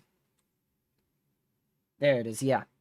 That is where it has a little bit of a Tor threat forming a little later towards like 8:30.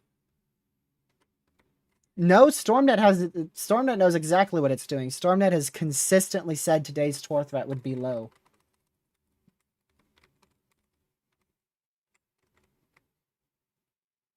So if today underperforms, StormNet is the first thing that told you.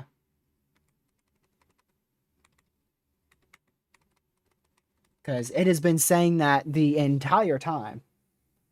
StormNet has never looked impressive, other than when it was like 5 days out. StormNet has never looked impressive for today. Tornado-wise. It's looked impressive wind-wise, though, which is why the SPC probably in part has a 30%. Because you know the SPC uses StormNet now that weighs quite a bit on the SPC forecasts. Because they tested it this summer and deemed it they deemed it the most accurate. It is more accurate than CSU, the NSSL severe product that we use, CFS, obviously, of course. I think it's just about anything's more accurate than that. NATO cast, so it's more accurate than all of those things. First rain in 4 weeks for me right now in NC. Man, how have you been getting dodged? We've had some crazy storms for like, it feels like almost 2 weeks straight. We've been having a lot of rain chances out here in North Carolina and Virginia. You have to be one of the most unlucky people if you've avoided all of those in the last like 10, 14 days. That's honestly impressive. That's impressive. Yeah, look at that. Is that a new storm that's fired? Yep.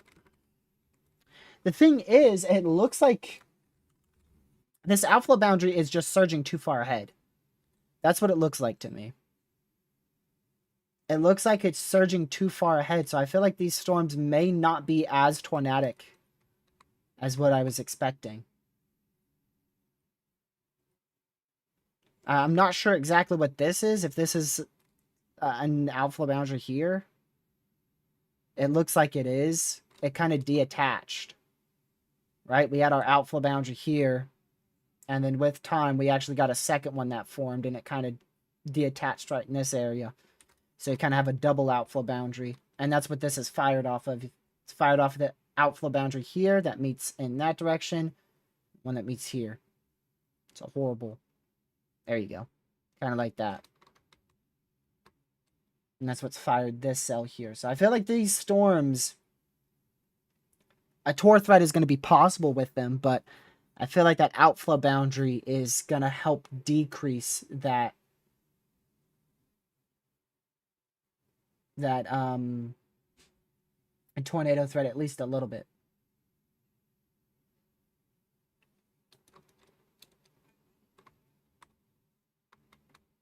New MCD. Increasing tornado threat across northeastern Wisconsin and Michigan. I have a feeling here. Let me see. Never mind. I'm just stupid. Ignore me. Ignore me. Whoa. Almost a guaranteed water spout right there. That ought to get tornado warned like now. It was previously warned, but now this is a new portion of the storm that is unwarned, moving to the southeast. That's going towards just east of Harvey, right on the coastline. There, yeah, that's almost definitely a water spout right there.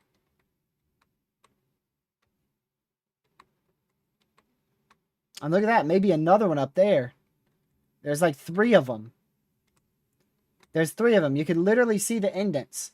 Hook echo 1 here. Right there. Hook 2. Yeah, that matches up. And then look at that. Hook 3 right there.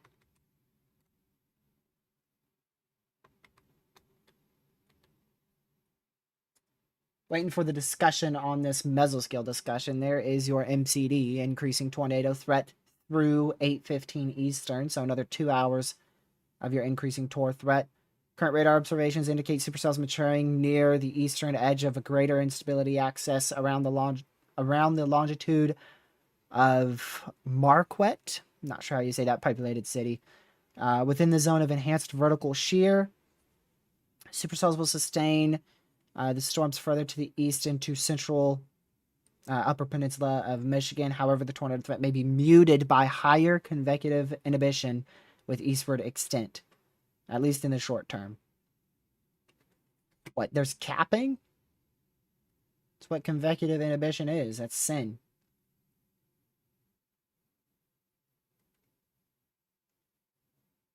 Yeah. There is actually capping. And lower cape, too. Yeah, that will be a problem when the storms get very far east. Uh-oh. But that won't be I don't feel like that will be a problem in the very short term. I feel like it should be vice versa there. Hold on. Did I read that MCD correctly? I feel like the highest tor threat will be over the next 2 hours. The tornado threat may be muted by higher convective inhibition with eastward extent, at least in the short term. Okay. Because I feel like that won't be too big of a problem, though. If capping is going to be a problem, it's going to be a problem in like an hour and a half once this storm gets to where that capping is. And oh, wow, that should... Yeah, this is going to ramp up probably quickly. And I just got a severe to my south. All my bells and whistles went off on my other monitor. Yo! Yo, okay, can we calm down? Yo, this thing's moving northeast. Y'all, I'm cooked. Yo, no. I thought it would be a storm like this moving to the southeast. Why is it moving northeast? That's heading right for my house. Yo, I'm gonna get cooked. I'm in trouble. Pack it up, y'all. Wi-Fi is about to be gone and power is about to be gone. Yeah, it's 100% a left split from these storms. So that means it might have some hail. Yeah, I'm done. I'm done. I might as well just leave the house, bro. The power's cooked. I'm gonna go stay at a friend's house. It is Jover. I think we lost power this morning. I don't even know what it was. I meant to ask my parents if they knew.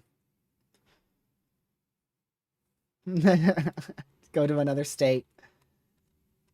Another state's like 20 minutes down the road. North Carolina. I have to watch that. Don't let me forget about that. Because that's a bad storm. Thing better go off to my east or I am going to be cooked.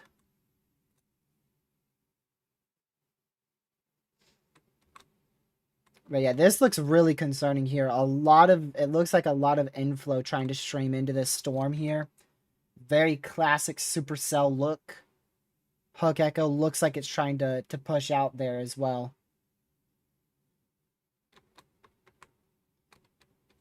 So very concerned about that. It's heading into better lower level wind shear. Thank you. Thank you. A new tornado warning for that exact storm. There you go. So tornado warning just got issued. If you're in that highlighted red and pink polygon, that is a active tornado warning. Tornado, maybe even one strong, depending on how much this rotation intensifies, will be possible with that over the next 40 minutes, maybe even more. And they also issued a tornado warning for whatever the heck is going on with Bro.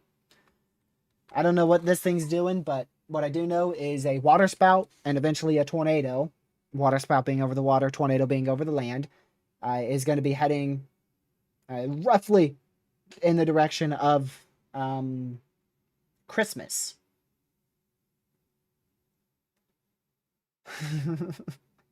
What? I bet that wasn't expected. Why is Christmas in the path of this? If you're in Christmas, Michigan, get ready for the potential of a tornado here in about 45 minutes or so. In the more near term, it looks like this is going to be strong tornado potential as this water spout moves onshore here over Sand River in Michigan. So if you're in Sand River, Michigan, strong tornado probably about to go right over your general area. Hopefully it stays to the north and stays as a water spout, but that looks like a pretty rough storm, pretty strong area of rotation there. Yeah, also upwards of 75 mile-an-hour winds moving into Cedar Rapids, Iowa right now. That's a pretty substantial storm as well. And then, yeah, this has been completely undercut. Fully undercut by outflow. That has very little to no tornado threat. However, it does still have a very, very good hail threat. A borderline destructive hail threat. 2.5-inch hail is only 0.25 off of being a PDS severe. Yeah, if this hits my house, I'm done. I kid you not, I'm cooked. I might lose power for the rest of the night. I will be absolutely fried. Because that has a lot of lightning, maybe some hail, 60-mile-an-hour winds, heavy rain. Yeah. I will be done for. If this little guy hits my house head on, I would probably be out of power for a few hours. And instead, this thing looks like it's heading towards my house.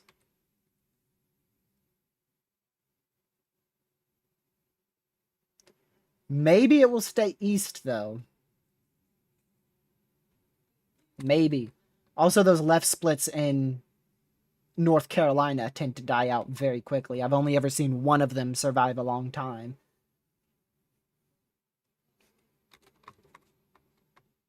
What's the hail threat on 0.75-inch hail? I feel like hail might be a little bit larger than that based on the DBZ values being borderline 70. But then again, the environment up here is not very favorable for hail development, so it kind of contradicts itself there, right?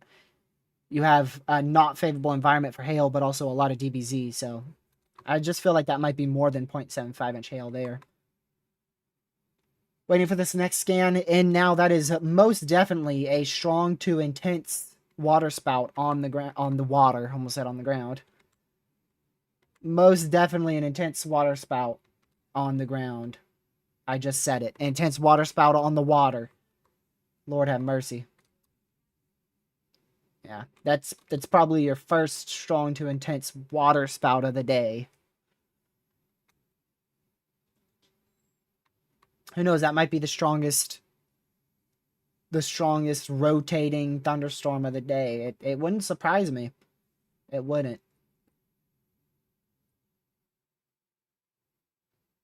Yeah, we got a new meso-analysis here. You can see this MCS is indeed wiping out a lot more of the warm sector now. So I highly doubt we'll get any storms directly behind the MCS later today, but I do think we could get additional storm convection to fire on that outflow boundary right where I've circled. But I do not think we will be taking advantage of the volatile environment wind shear wise behind this storm. I do think I think we've been spared. I do think we've been spared because storms were supposed to fire right here. So imagine if we had storms fire right there moving into this, 11 to 14 violent tornado parameter environment. But instead we had this MCS that fired 20 miles ahead of the cold front, and that is cleared pretty much any intense tornado threat Northeast Iowa had today. And we do have storms firing in Wisconsin, but I'm not very confident in those doing anything huge tornadic-wise. I do want to check if the environment's at least a little bit more favorable there. Yeah, I bet that's for the hail, yeah. Yep, because we already saw that was that 1.5-inch hail observed, so apparently somebody reported 1.75-inch hail, and now that is our first PDS severe thunderstorm warning of the day. So treat this like a tornado warning. This does not have tornadic-like wind speeds.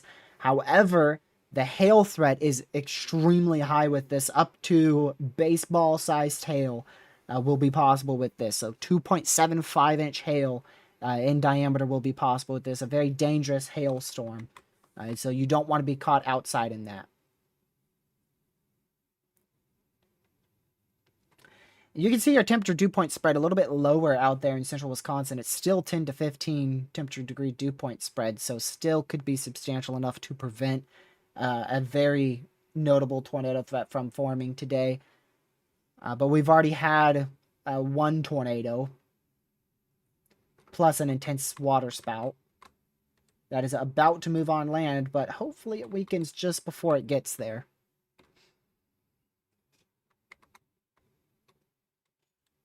But we'll keep an eye on that. I'll watch that closely just in case.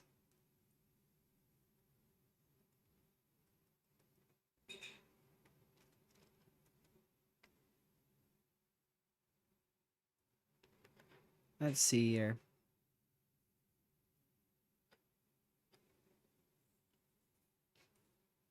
I do think at 8 o'clock Eastern, we will have Tropical Storm Bertha.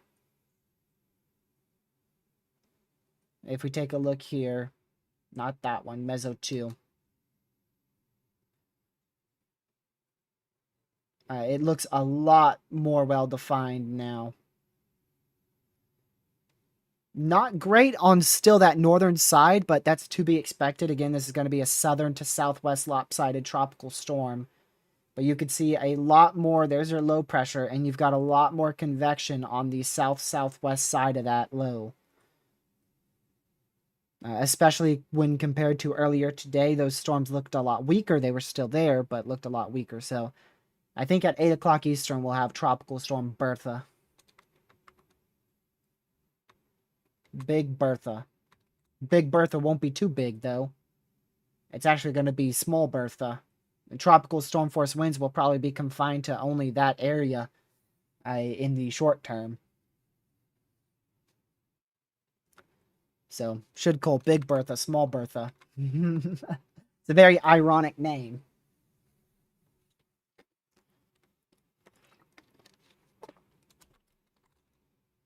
I don't see a donut with this water spout. There was a bit last scan. Maybe that's what you're talking about, and I just was late to your comment. But yeah, I did see that last scan.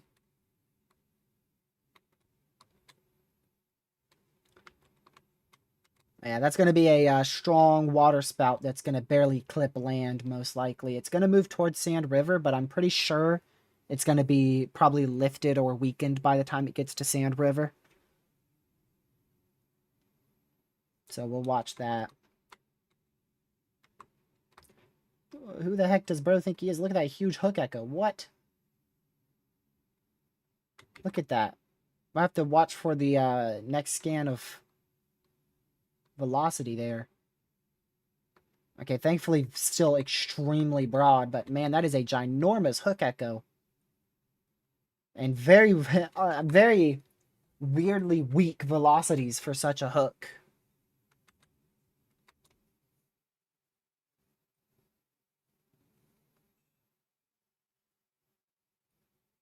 Let's see, I want to go back to Iowa. 70-mile-an-hour winds moving through Cedar Rapids, Iowa right now. Make sure you guys get away from doors and windows. Not a bad idea to get to your safe spot. That's a new PDS severe thunderstorm warning just behind our current one. They just upgraded that from a considerable to a PDS. So we have 2 PDS severe warnings for the same storm here in Iowa for 2.75-inch hail. And, 60-mile-an-hour winds? Yeah, 60-mile-an-hour winds. So these storms will probably be just elevated hailers behind them and not too much of a tornado threat. I wouldn't rule out a brief tour with them, but I don't think it will be a huge issue.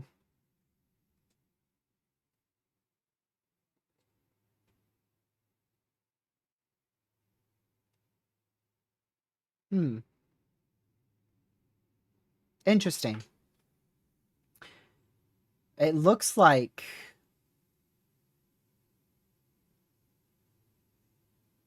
It looks like, yeah, there's definitely a low pressure in Iowa.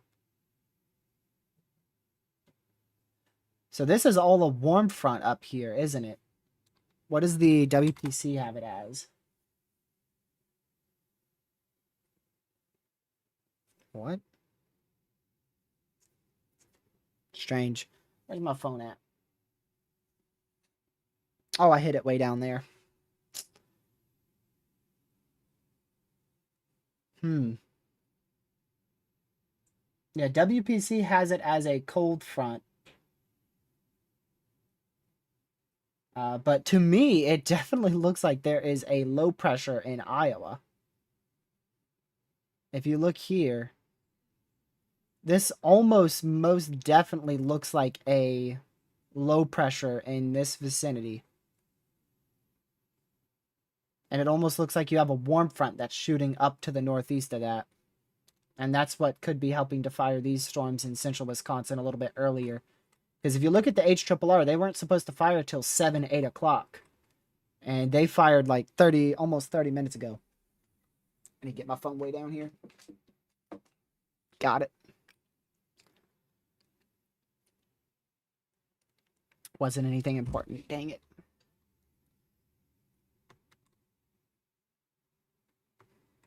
Yeah, that looks like it's fully lifted now. So there could have been a very weak, brief, like, we're talking barely a tornado that hit land over here. But there's, it's gone now. Most likely gone. You can see our rotations increase where this hook is, but the hook is falling apart. And it's also about to get a cell merge, isn't it?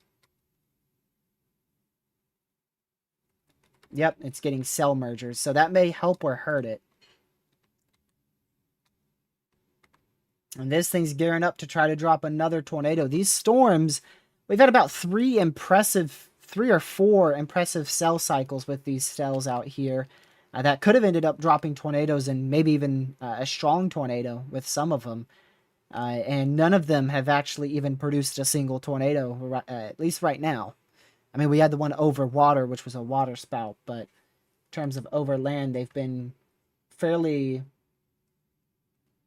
tornadic, but not actually producing the tornadoes, which could be, once more, like I said earlier, because of the elevated environment here, the higher temperature dew point spread. StormNet has absolutely exploded on this storm and gives it a 51% chance to produce a tornado in the next 10 minutes. So there's a very high likelihood that this is the highest storm probability of the day by a milestone and a half. So StormNet is really, really lit up on this cell, giving it a very high prob of a tornado forming in the next 10 to 15 minutes. It just went up more to 54%. So a very high chance that this produces a tornado as it heads towards Brampton in Michigan. And it looks like we're getting a severe watch. We sure are.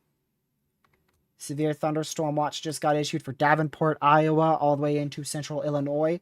I expect this MCS will die out somewhere towards central Illinois, so I do not think we'll get a new one after that.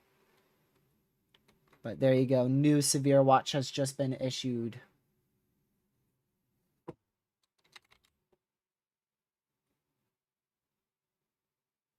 Good morning, Catman. Have you been in this live stream yet?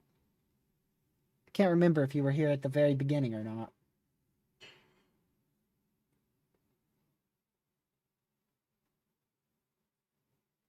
The watch probs on that, by the way, are 70-60 for wind. 70-60 for wind. So that's the highest wind probs of the day. 10-0 tour. So a chance for a brief week spin up. No chance for a strong tornado. 70-60 wind. And then 30-30 hail. So a few instances of 1 to 2 inch hail possible. Max size hail is 2 inch in diameter. And the biggest threat will be widespread 60 to 75 mile an hour winds with a few wind gusts as high as 80 to 85 miles per hour. And a brief spin up tornado can't be ruled out. No strong tornado threat with that severe watch. So that is a pretty high end severe thunderstorm watch wind wise.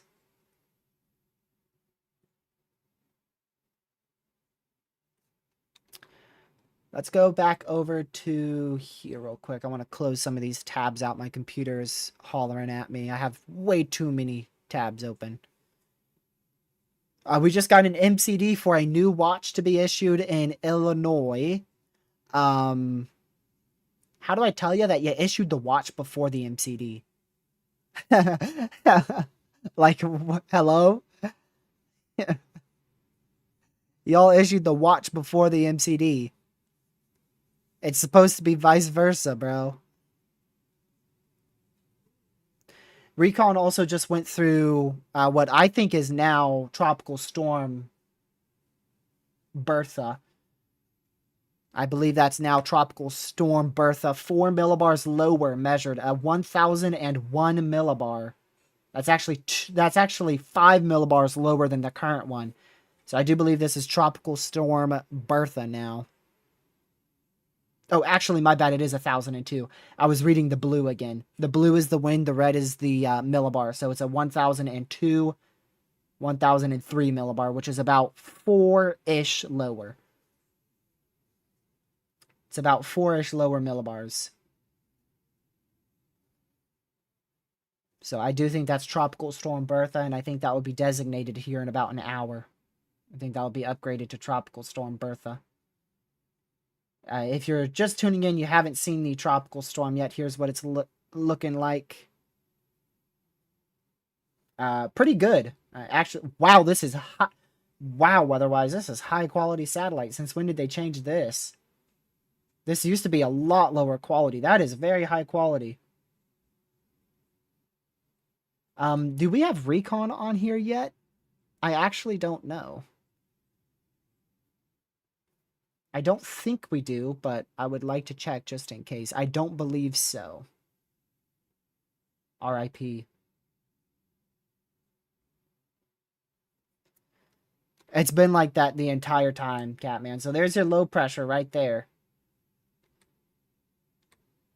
And there is all your new convection on the south side. Much stronger, it appears.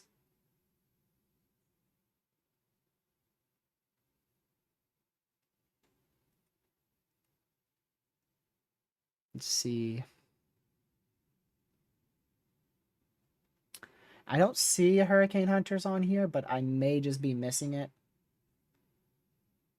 I'm not sure what that would be under. I feel like that would be to the left on the customization that you guys can't see.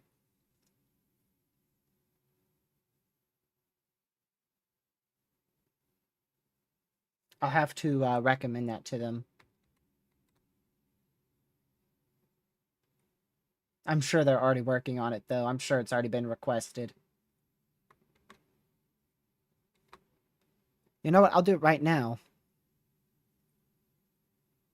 Give me just a moment. I'm going to tell them right now.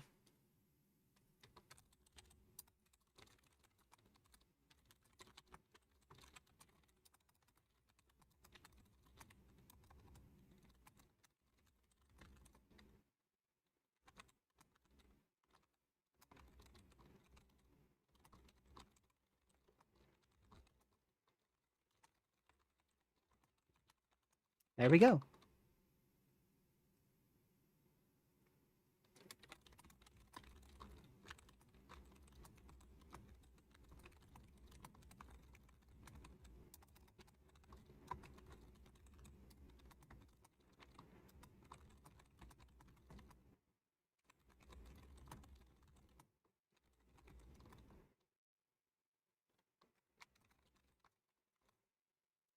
Boom.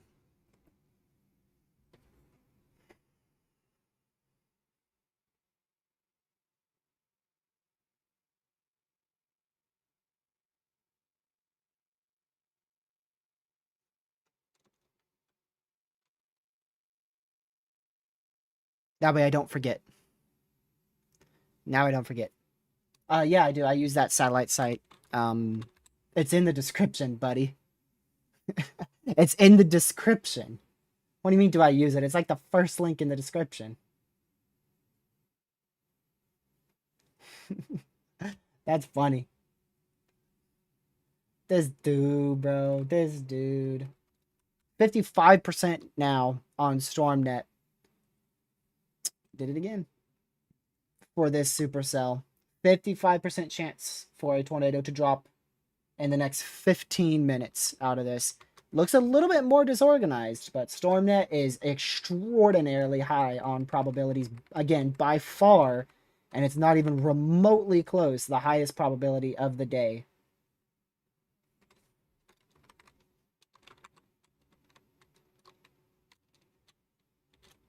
Well, go click the first link in the description, Catman. It should be the first link. It's extremely high resolution satellite.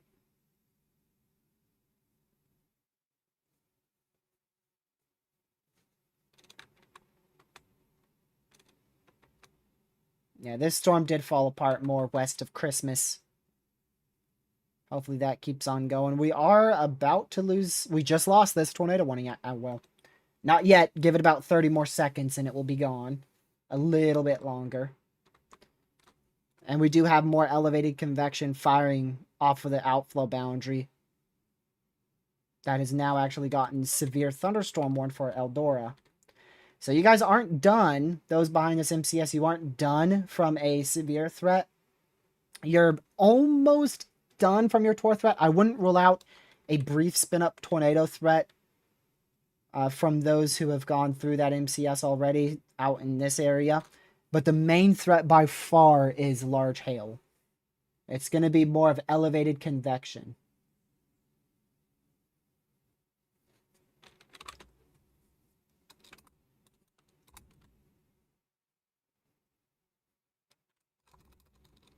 Yeah, Catman, you should have known it. Shame on you for not knowing it. Call yourself a hurricane enthusiast and you don't even know one of the best satellite websites. Man, disappointed in you. I found it like a year and a half ago. I found it at the start of last year's hurricanes. No, before that. Yeah, like last May or February. Between February and May last year. For those who don't know it, it's this site. Right there. There's the site name. It's also the first link in the description, I believe. I forgot which one's my favorite here. I think I've been using... Which one is it? It's definitely not that. I think this is the one I've been using the most. Right here. This infrared satellite. But this is really cool too. The enhanced visible.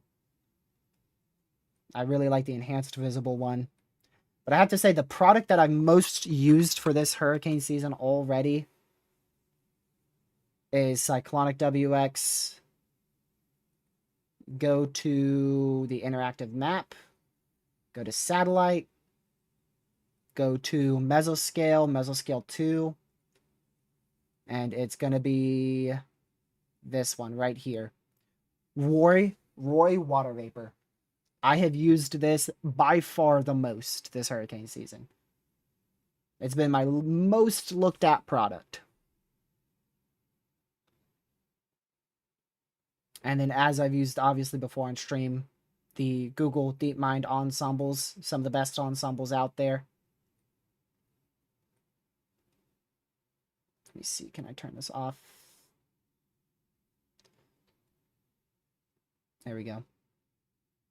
And yeah, I mean, that shows really a tropical storm. Most of these show a tropical storm. Only like one shows a hurricane, 1 or 2.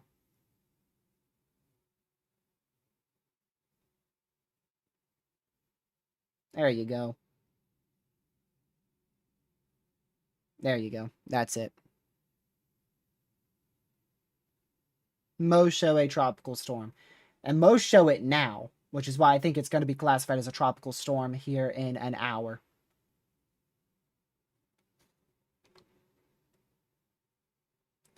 Let's see if this thing's decreased or increased. It's still about the same. StormNet says its highest Tor threat will be in the next 10 minutes, and after that, its Tor threat goes down. So this cell cycle right now. Also watching that close near Deerton could produce a tornado there.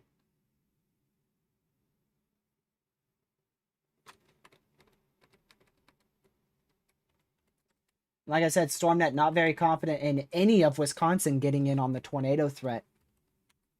The best chance for a Tor threat, according to StormNet in Wisconsin, and it's not a very high chance, is right in here. And that will be from about 8:30 Eastern till about 10 p.m. Eastern. And there's about a 20% chance for a tornado in that area. Which again is not particularly high.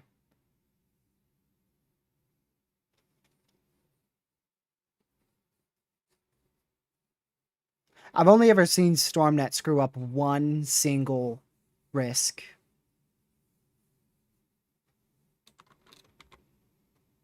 Oh wow, look at that. I feel like that might be a little contamination, but definitely trying to produce a tornado. This little cell merge right here might help it or hurt it. We'll have to see.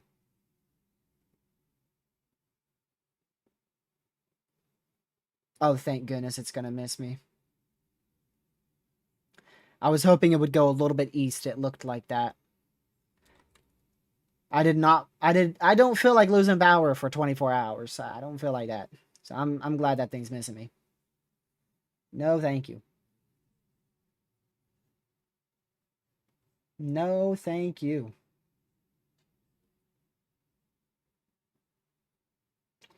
Get a new meso analysis here in about 30 minutes or so. We'll be live for that. Whilst this next scan is coming in here for Michigan, I'm going to go take a very brief, like 2-minute break. I haven't gotten up yet, and I want to because I know this is going to be a little longer coverage than normal. So, if you will, bear with me. Give me about 2 minutes, and I will be right back.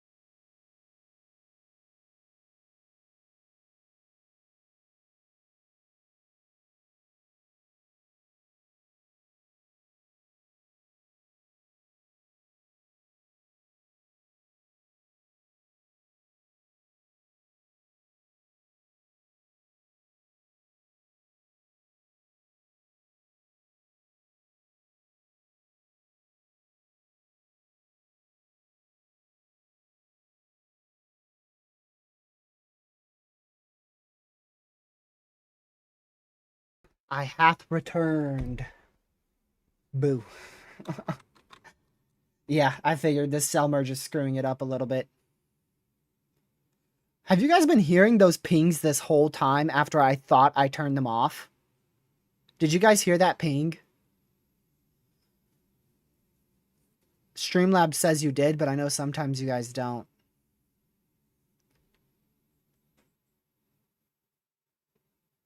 I really hope y'all haven't been hearing that the whole time. You guys have? Lord have mercy. I apologize. That's not supposed to be on. I suppose I will just turn it down drastically if you can hear it. I'm gonna go look because I forgot Caleb's death.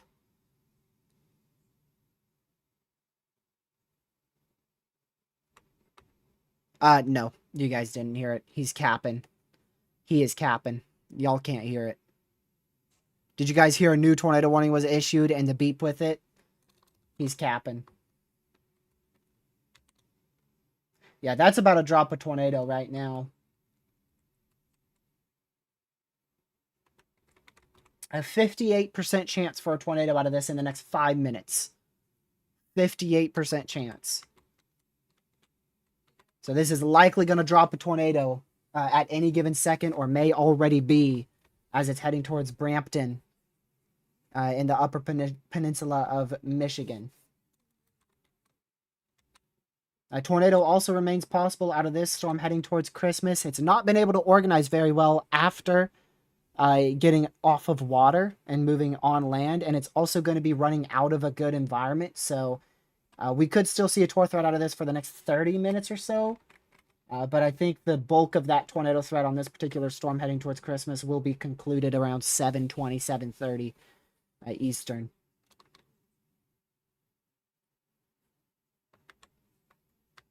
Hello? Whoa. Whoa. Whoa. Whoa. Whoa. Whoa. Whoa. Hello there. What are you doing? Let me see.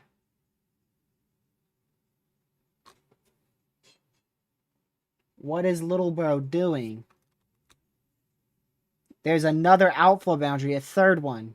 So here's outflow boundary. This is the first outflow boundary right here, number 1. This is the second outflow boundary right here. This is the third outflow boundary right here. What is this guy doing? I'm shocked that's not a Tor possible severe. It doesn't look particularly strong, but that's a lot of inbound winds. And then there is, you could see, this is what caught me off guard here. The 60 to 50 mile an hour winds here too, also trying to flow towards the storm. It looks outflow dominant, a bit more on velocity on this particular frame. But I would watch that. I would watch that very, very closely. I don't trust that one bit. By no means is it in the most favorable environment, but it's not in the worst environment. That is for sure.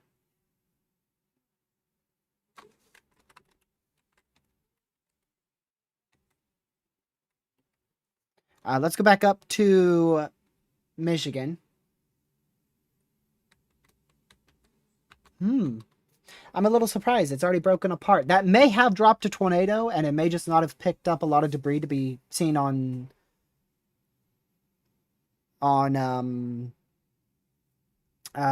what's that thing called? Yeah, correlation coefficient. Losing my train of thoughts over here, y'all. I need some help. Can't think right. Let me get rid of that. There we go. Also, the good news is this is going to be heading into a very, very, very rural area. Once it passes Brampton, this area is very rural, and it's also going to be partially over water. Catman, how much are you supposed to subtract from recon?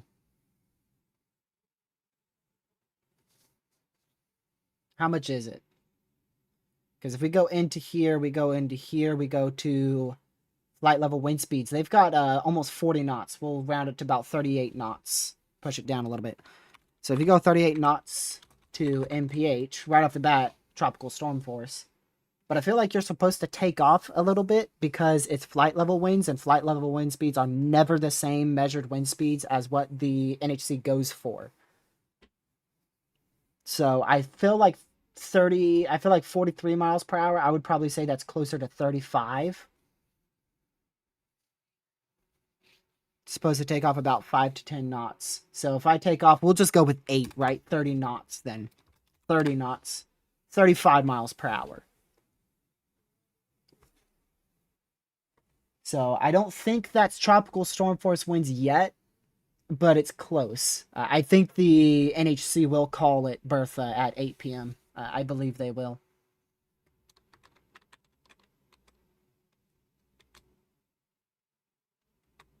Even though the millibar isn't extremely low, and the winds aren't very high. If this doesn't produce any Tor threat, I can tell you this: it's going to produce 60 to 70 mile an hour winds here going into Story City, because that looks pretty strong wind speeds there. I do think it's going more outflow dominant than tornadic. Just the first time I looked at that, it was a bit of a caught me off guard there. Tornado warning continues for further east here. Christmas, you're now in a tornado warning. Christmas, the Upper Peninsula of Michigan. I think this will be the last tornado warning from this storm, 46 minutes. I believe after that, this storm is not going to be as tornadic as it moves into a much less favorable environment, and the storms are turning more messy. Still could have a brief tornado at any moment near Brampton. Watching that closely.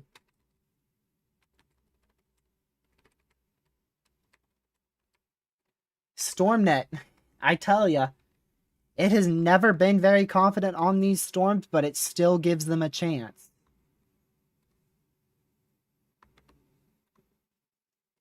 I'm not surprised today's not performing. It's a positively tilted trough ejection in the middle of June, or July rather. Middle of July. It's the middle of July and it's a positively tilted trough. I'm not shocked it ain't performing.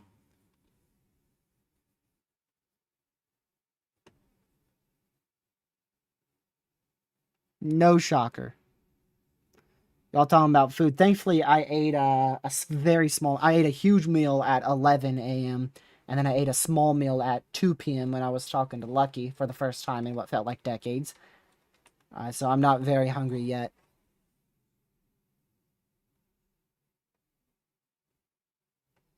But I'm gonna make up for it. I'll tell you that.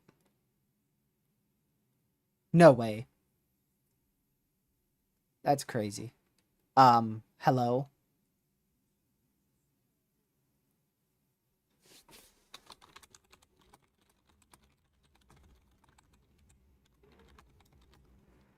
Weather-wise, are you playing with me?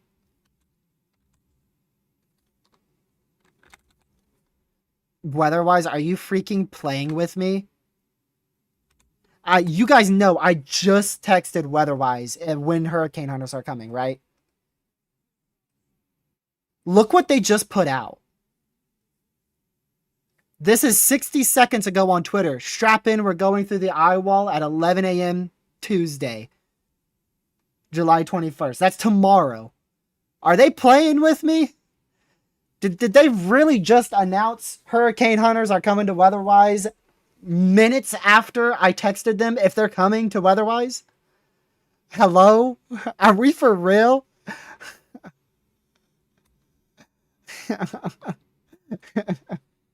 That is crazy. Wow. I love it.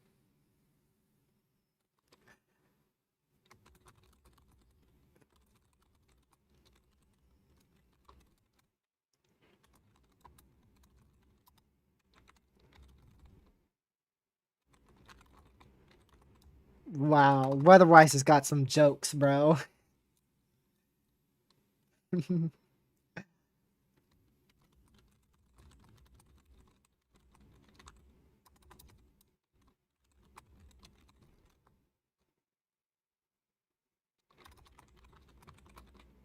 I'm texting them right now, by the way.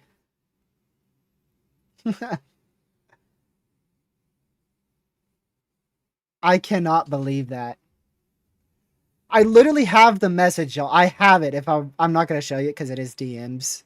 But at 6:43 p.m. Eastern, I said, well, hold on. I'll tell you exactly what I said. Let's see. I was wondering if you plan to add Hurricane Hunter soon. I find it to be a critical missing feature. Thanks. That was at 6:43 p.m. Eastern. And then here goes weather-wise. Let me see what time. Here goes weather-wise over here at 7 p.m. Eastern, literally 17 minutes later. Freaking issuing that tweet. Dude, that is awesome. I love it. That is crazy. I had zero idea. That's the first time I have texted them in a while. Because I hate being buggy to people, especially companies. I'm not one to do that. So that's like the first time I've texted them in almost a year, I believe. Almost a year. Like it's been 11 months. They announced it just out. That's crazy. That is crazy. I didn't know you were an influencer.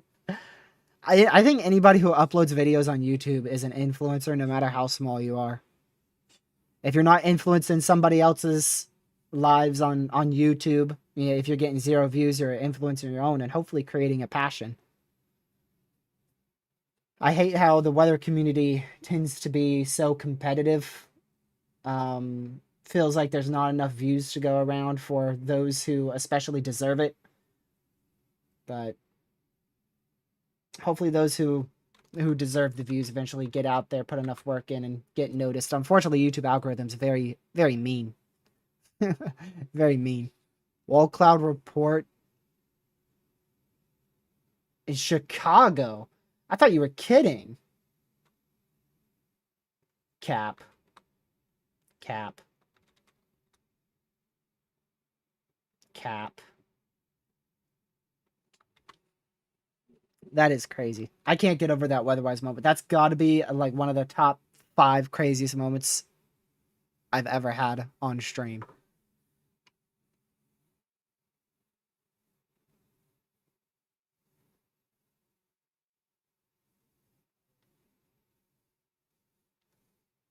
Wild. I'm in awe from that. I would allow TRG to use me as a storm chaser, although that probably wouldn't be till 2028 and 2029. I would be highly offended if we've been friends for almost like 5 years at that point. I feel like it would actually be 6 years at that point, and you wouldn't let me use your feed. I would be offended. I would throw you the few pennies I have your way, pay you for your chases, give you a penny per chase. No, you can't say I ain't paying you. Man, I tell you, the payment on some chasers that it costs is mind-boggling. Like, I know somebody who literally, well, I used to know. What was it they were requesting? I forgot what it was, but it was like 1,000 or 2,000 per chase per stream. That they wanted people who showed their streams to pay. Like, that is absurd. It can't be for everybody. I have a feeling not everybody charges that high of a price, because that would actually be crazy. I feel like nobody would be having storm chasers if that was the case. I need to start asking around. Every now and then I do my rounds. I did it like earlier this year. I asked around. 8 minutes ago, Wall Cloud reported on this storm. I'm not surprised, although I do think it is way more outflow dominant now than what it was just 8 minutes ago. I think about 8 to 15 minutes ago is when it had some rotation. Now it just looks like a 60 to 70 mile an hour wind back. W weatherwise indeed. I like weatherwise a lot. I stopped using them a little bit for like a month, but that was more because of myself. I didn't want to customize the app. Like I said, then Lucky said he wanted to use it, and so I did.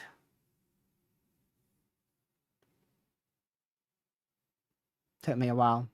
What did I say? I said I would be highly offended if we were friends for 6 years and you didn't let me use your chasing feed. And I would also pay you 1 penny per storm chase, so that way you can't say I don't pay you.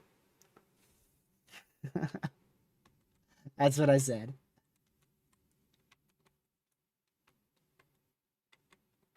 That CC is very oddly placed, but I don't think it's a tornado. At 1 penny, bro, that's all I can afford. In this economy, that's a lot of money, bro. You know them things are extinct. They don't make pennies no more. Matter of fact, just for that, now I'm paying you 1 dime every 10 chases. Now that you reminded me that they don't make pennies anymore. I'm gonna dock your pay. 1 dime every 11 chases.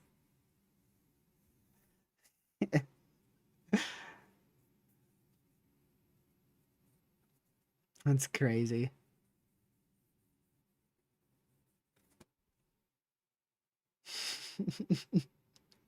Yep, I'm gonna give you 10 cents every 11 storm chases.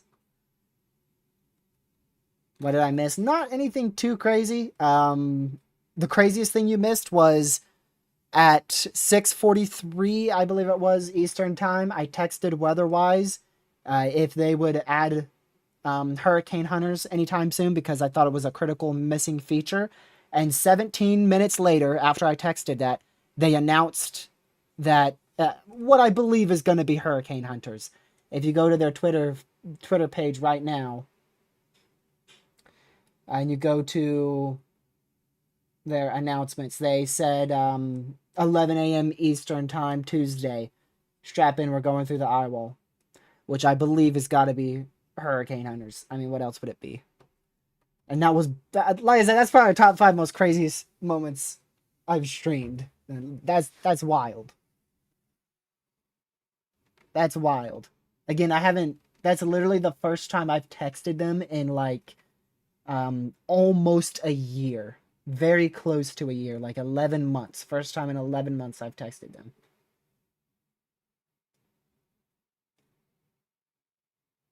Oh my word. No, that was the first time in over a year and a half. It's been about, what is that, like 70 weeks since I last texted them, and I happened to text them 17 minutes before an announcement on the feature I just requested. That's crazy. Sorry I'm talking about it so much, but that's just absolutely wild. I can't get my mind around that. That is wow. Yeah, so remember that was that 15 minutes ago? Was that the same storm? Let's go back 15 minutes here. Is that legit? That's right here. You're telling me this little guy produced 2.75-inch hail? I find that hard to believe, but this is the exact time frame. 6:54, this radar scan is for 6:54 and 57 seconds. I find that hard to believe. I thought it was going to be from this guy. That's some big hail for a tiny little storm. Wonder if that was a little overestimated. It ought to be. I think it's about time we start watching a bit more in Wisconsin for these guys. I don't think they're going to do anything too crazy, but I do think the severe threat on them is beginning to ramp up now. Especially in this area here over the next hour and a half or so. That area, I think we're really increasing on the opportunity for damaging winds, isolated large hail, and a tornado or two. I can't believe that. I'm going to tell Lucky that he plans on calling again tonight. I'm going to tell him that is literally probably the most wild thing that I've ever had on this stream. I said top 5 because there's definitely been some crazy tornadoes like the last EF5 that I think would be above that, but that's just crazy.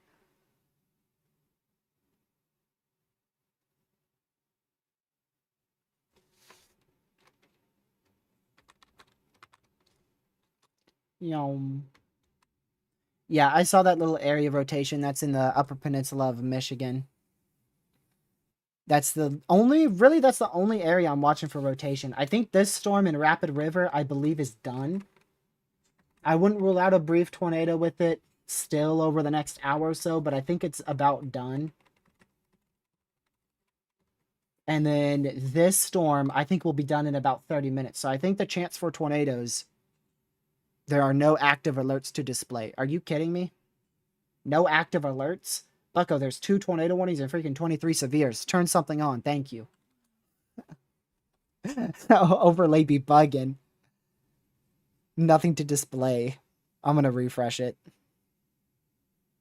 In the middle of a full-blown severe weather outbreak. It's like, nothing to display here.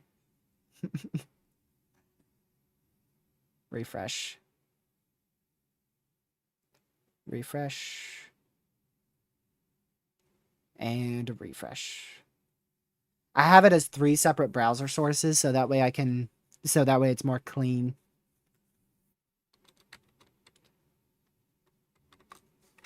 I think the tornado threat on this guy might be going up just a little bit. StormNet gives it, right now, it gives it just a 13% chance to produce a tornado. And in about 30 minutes, that goes from about 12, 13% to 18%. So I think the chance for a brief spin up out of this is going to be going up over the next 30 minutes or so before it goes over water.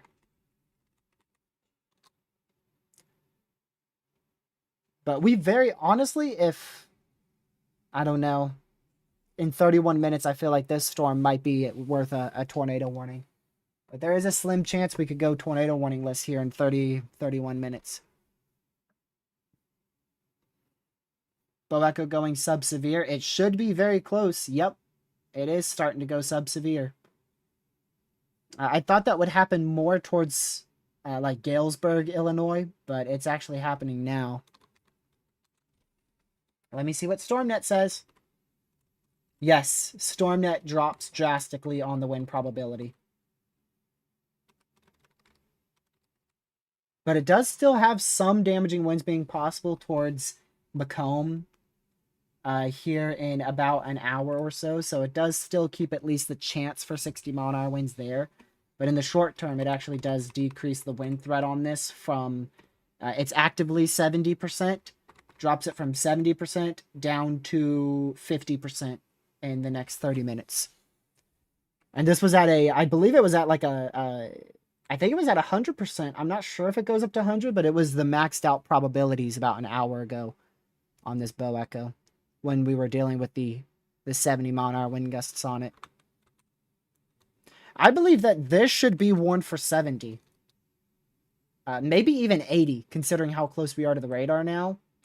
I believe this should be warned for 70, maybe even 80-mile-an-hour winds. It's currently warned for 60. And the wind threat on StormNet says the wind threat is only going to continue to increase from here on out with this storm. And the opportunity for 60-mile-an-hour winds are greater.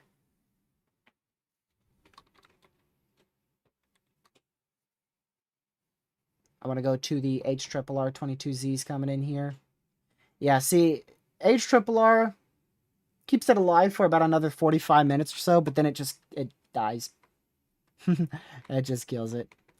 And then these storms back here should remain pretty elevated. I won't rule out a brief tornado with them behind the MCS, but I do believe they will remain mainly elevated and mainly a wind threat and hail threat. Hail and wind behind the MCS, can't rule out a tornado. Our highest tornado threat, according to this, more storms should be firing in western Michigan. Is that true? Not particularly true. If you look here, this is what the HRRR thinks is happening, and this is what's actually happening. Not particularly true. Yeah, the HRRR just goes crazy. It just goes crazy from 8 p.m. to 10 p.m. in Wisconsin, in southern Michigan, southern upper peninsula of Michigan, right in here.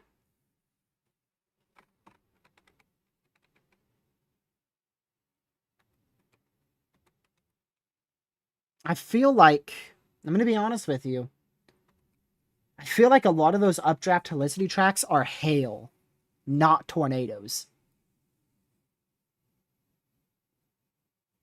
I know our temperature dew point spread is lower, but 84 and 73, that's still up there. That's 11. That's not bad by any means, but it's still up there.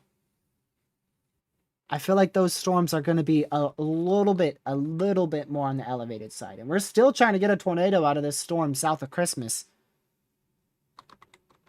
This thing is still trying to produce a tornado south of Christmas and the upper peninsula of Michigan.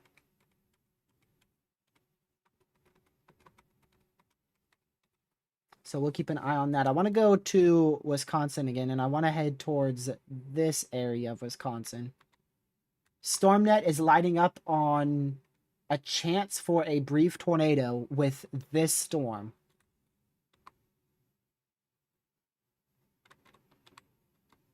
It's not high, but it's higher. It goes from a 0% to a 15% in about 20 minutes. So just trying to keep an eye on some of these storms in Wisconsin, trying to see if they actually do end up becoming tornadic at all. Again, StormNet, very low probability. The majority of these storms only 15% or less, which is low probabilities on StormNet. The only time it gets above 15, I believe, is at 9 o'clock, and that's because that is a hourly forecast and not a 10-minute forecast. 18ZH has snow falling in Iowa. You know, that's probably mistaken as hail, depending on where it is.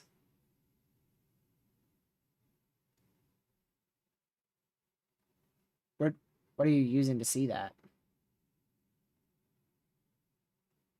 Click on total snowfall. What site? Because that depends greatly on what site. Weather-wise, okay. Weather-wise, snowfall, total snowfall. Oh my word.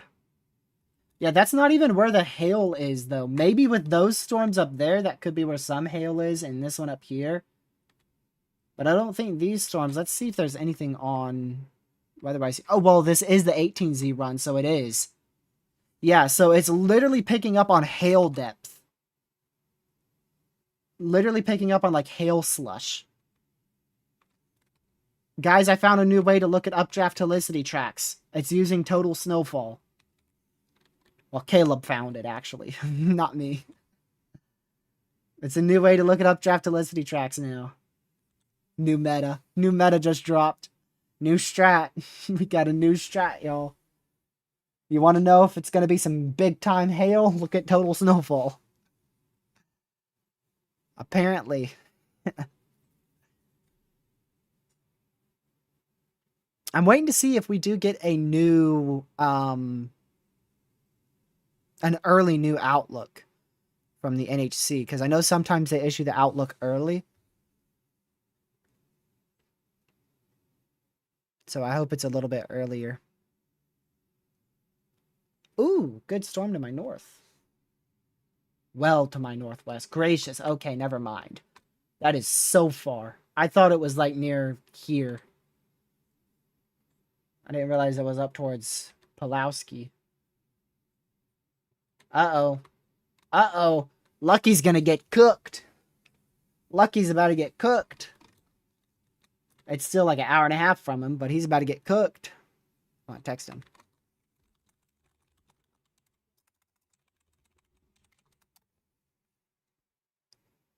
That's a very strong storm for North Carolina standards. This one, too, in Lexington. I'm surprised that's not severe. For North Carolina standards, though, this one is crazy. Because you can very clearly see the very large amount of velocity there. Sharp access in front.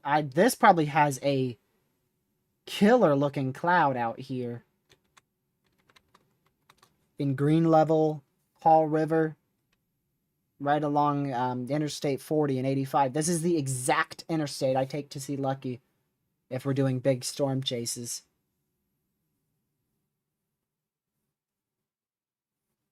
Whoa. Mothership Supercell looking thing over here in Iowa. Look at this. Giant. Good news is I'm quite confident it's outflow dominant. Bad news is I'm also confident it is going to be able to produce roughly 2-inch hail. They still haven't upgraded the wind threat. I still think that we could be getting 70 mile-an-hour winds here.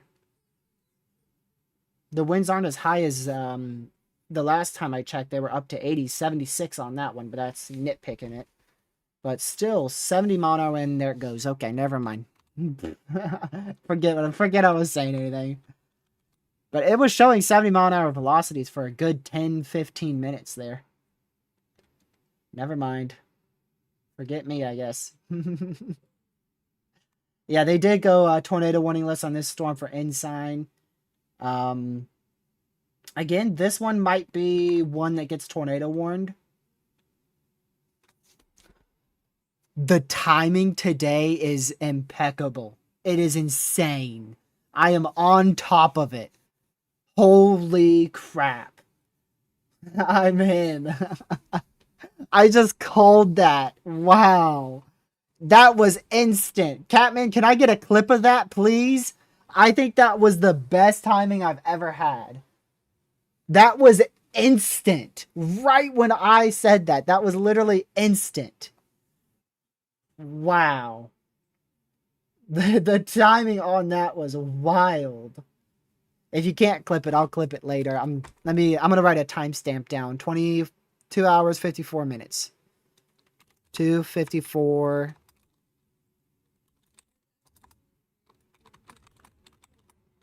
July 20th, 2026. There you go. That has to be one of the best calls I've done right there. Normally, not to brag, but normally I do end up calling at least 1 or 2 tornado warnings in advance. but normally that's by like 5 to 10 minutes, sometimes even longer. That was like 2 seconds, maybe even one. Like that was practically instant. Speaking of calling it, though, I did point out this storm thanks to StormNet. About 20 minutes ago, I mentioned that this would have an opportunity to produce a tornado towards Spalding, and you guys are in a tornado warning there. Can't clip it? Yeah. Sometimes the clipping don't work.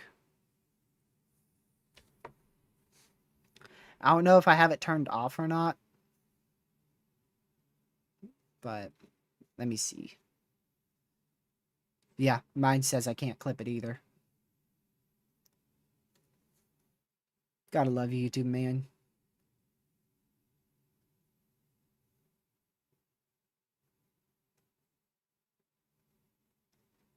Gotta love YouTube.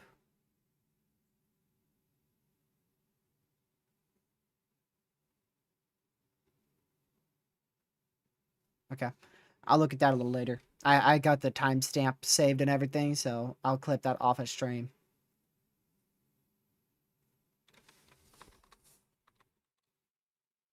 That was wild. Thank you, Winters. Appreciate it. No, don't make me hungry. I still gotta try Culver's, if that's how you pronounce it. I believe that's correct. Still gotta try that. One of these days, if I go chasing in North Carolina, I've got to try it. I've never tried it. Our closest one is an hour and a half away.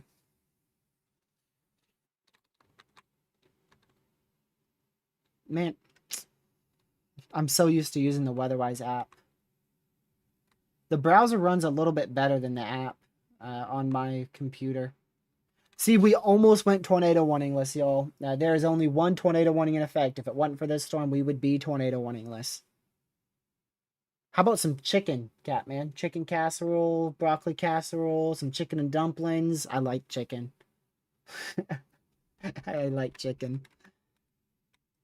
Some chili, hot dogs, pizza.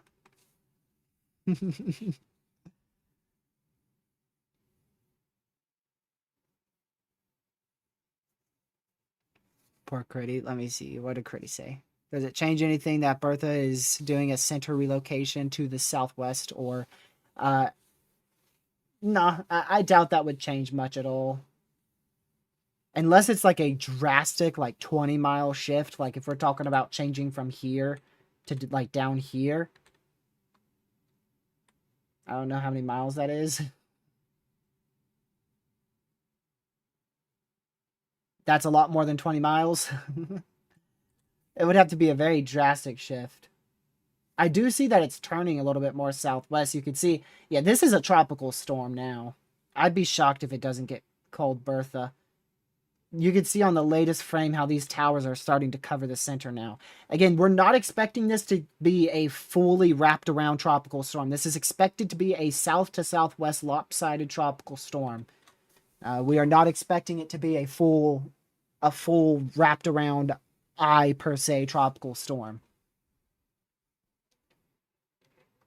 It's going to be a south to southwest lopsided tropical storm.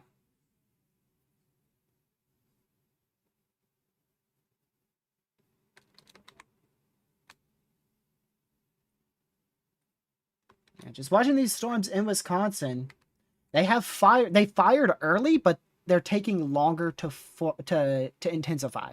Like they fired 30 minutes to an hour early, but they are taking longer to intensify. So that should have implications in some way or another on the strength of these storms. I'd have to imagine. I think chicken and dumplings is probably my most favorite food. You want to know what's underrated? In my opinion, hot dogs are underrated. I know that's so random, but I know a lot of people eat them, but they're very underrated. MCD, Michigan.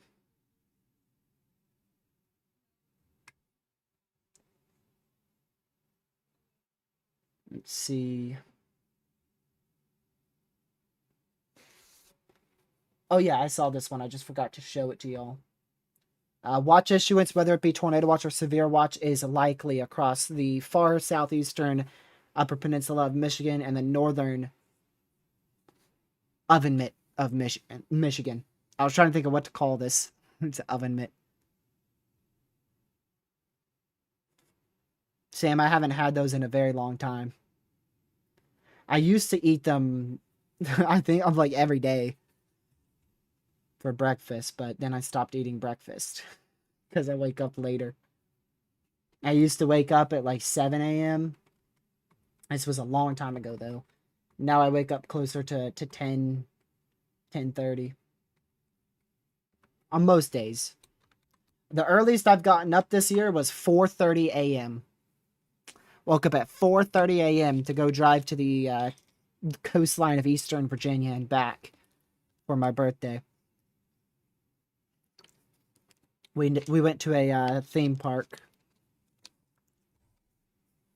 Water plus cereal, underrated. Oh, for sure. That's literally a great combination. I know people say, cereal, milk, but really water's where it's at, bro. I don't know about Cheetos and chocolate milk, but hot Cheetos and normal milk, that's an underrated combo for sure. But anyways, this thing's about to produce a tornado here still, south of Spalding in the Upper Peninsula of Michigan, far southeastern Upper Peninsula of Michigan. So make sure you guys get to your safe spot. Not too much longer of a window left on this. The tornado risk, oh wow. The tornado risk has jumped from just a mere 15% to get this, a 47% on StormNet. So StormNet, much more confident now that this produces a spin-up tornado than earlier. It's also still lighting up on that storm east of Augusta. Yeah, very close to Augusta. This guy, I don't really know why. This doesn't look particularly good, in my opinion.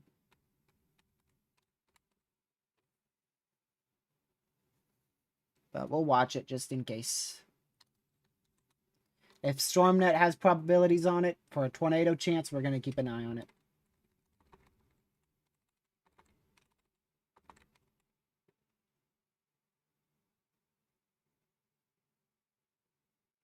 Sorry, I just wanted to check something random real quick. How's the storm near me going? Oh yeah. That thing booked it off to my east. Didn't even hit me. Love to see it. Tomorrow, I'm like 50-50 on storm chasing tomorrow or Wednesday. I really don't know which day is better.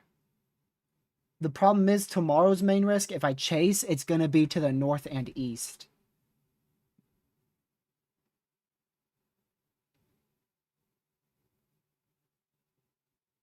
So, I don't really like chasing in Virginia. I haven't really chased in northern Virginia, like far northern.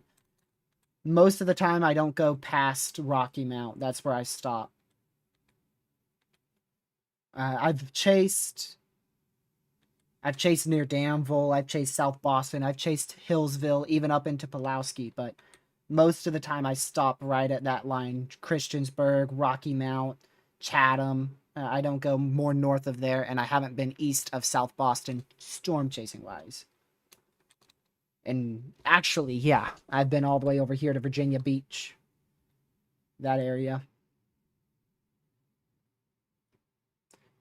I'm hoping to get a vacation in, a proper vacation in October or September. So just prepare yourselves. If there is a ginormous Category 5 hurricane heading towards Florida in late September and mid-October, somewhere between there, you know who did it. It was me scheduling a vacation. Because the last time I had a vacation was Category 5 Hurricane Milton. And then we almost went on vacation last year, but decided not to for many other reasons, and also the reason of Melissa. What?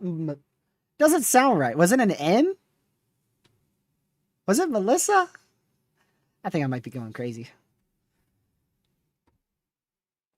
So almost went on vacation for that during that storm, but we opted not to. Like literally, like that weekend, or that week, we almost went on vacation. We were about to plan it a month in advance, and we decided not to. But the tropics shouldn't be, fingers crossed, knock on wood, that active this year. So hopefully we have a great opportunity. What did Caleb say? I put weird stuff on my salad like cottage cheese. Oh my goodness, you are a psycho. Wow, no wonder why chat's going after you. What the heck? I'm not big on cottage cheese. I like it, but I'm not big on it. Like, I'll get sick of it very, very, very quickly. On a salad, no way. Maybe I'll have to try it. You never know if it's bad till you try it. But it sounds bad.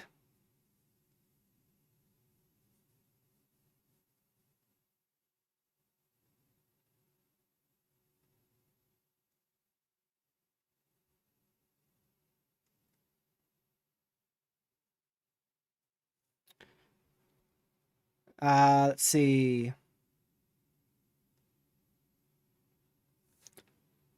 The Panhandle of Michigan has had its most active day on record in terms of tornado warnings. The last time they had 5 tornado warnings was in July 14th, 1995. July 20th, 2026 is already at 8. By far, this has been the most active day in the peninsula of Michigan on record. We've made history yet again. Yet again. Again, it's been 31 years since we had 5 tornado warnings in Michigan, in the peninsula, upper peninsula. Today we've had 8, and I believe we've had 9. Let me look at...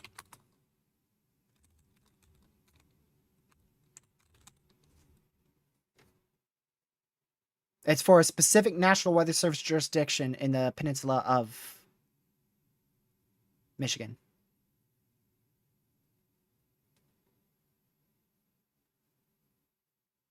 Okay, pretty much just one covers it anyways, so... Here is the National Weather Service U.S. jurisdictions, and it's this one. And it covers almost, that one NWS covers almost the whole peninsula of upper Michigan there. So this NWS right here has issued the most tornado warnings they have ever issued on record, with 9, I believe, now. No, 8. Still 8. Still 8. They counted this one.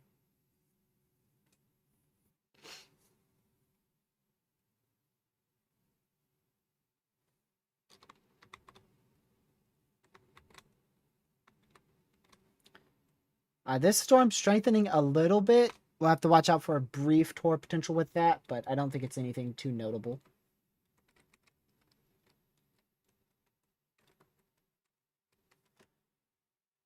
Keep refreshing y'all's IEM bot and Twitter or what else you use to get outlooks, because NHC Outlook should be pretty soon. Should get Tropical Storm Bertha here within the next 22 minutes. New mesoscale discussion for Iowa. For these storms in here, this cluster that has fired off of the outflow boundary that we were expecting. We were at first a little uncertain on it, but once we realized that MCS wasn't taking up as much instability, we were pretty confident on a second line forming. And there it is. Latest trends in radar data indicate multiple supercells near Ames with some signal that a larger than RFD scale cool pool may evolve. An outflow boundary precedes these storms, with that feature moving to the southwest at around 10 knots. The current thinking is that continued storm mergers may support the evolution of another bow echo configuration, which would track to the south-southeast just along the immediate cool pool of the leading outflow boundary, near or just east of Des Moines metro area in Iowa. Should that scenario unfold, a corridor of strong wind speeds with wind gusts of 65 to 75 miles per hour and some gusts up to 80 miles per hour will be possible to the imminent west-northwest Additional supercell structures may continue to backbuild near the intersection of the east to west facing north to south outflow boundary. Large to very large hail will also remain possible in that regime, as well as the potential for a tornado or two. So basically, just to sum that up, actually looking at the radar, a line of damaging winds may form here, with the potential for a tornado or two, large hail, and additional damaging winds along that outflow boundary on the northern edge.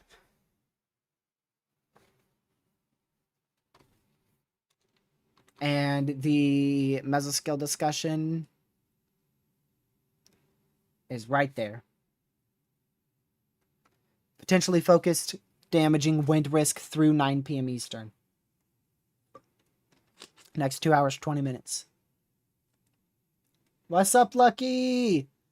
What you mean I didn't warn you? I told you at 7:20. You didn't respond till 7:36. I told you 20 minutes ago, buddy. And I literally told you before we hopped off call that you would most likely have another chance for storms. Can't say I didn't tell you. You're cooked. You are... Whoa, you are cooked, bro. You are done for. If this survives, you are done for, bro. I don't know if that particular part is going to hit you directly. But definitely want to watch out.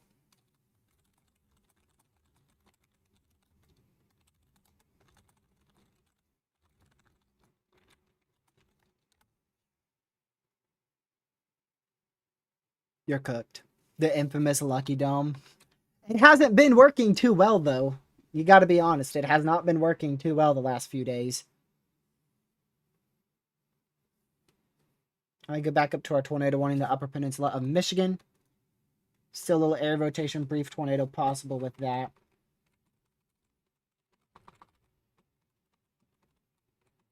We'll have to see how Wisconsin unfolds, but we may have already passed our peak tornado threat.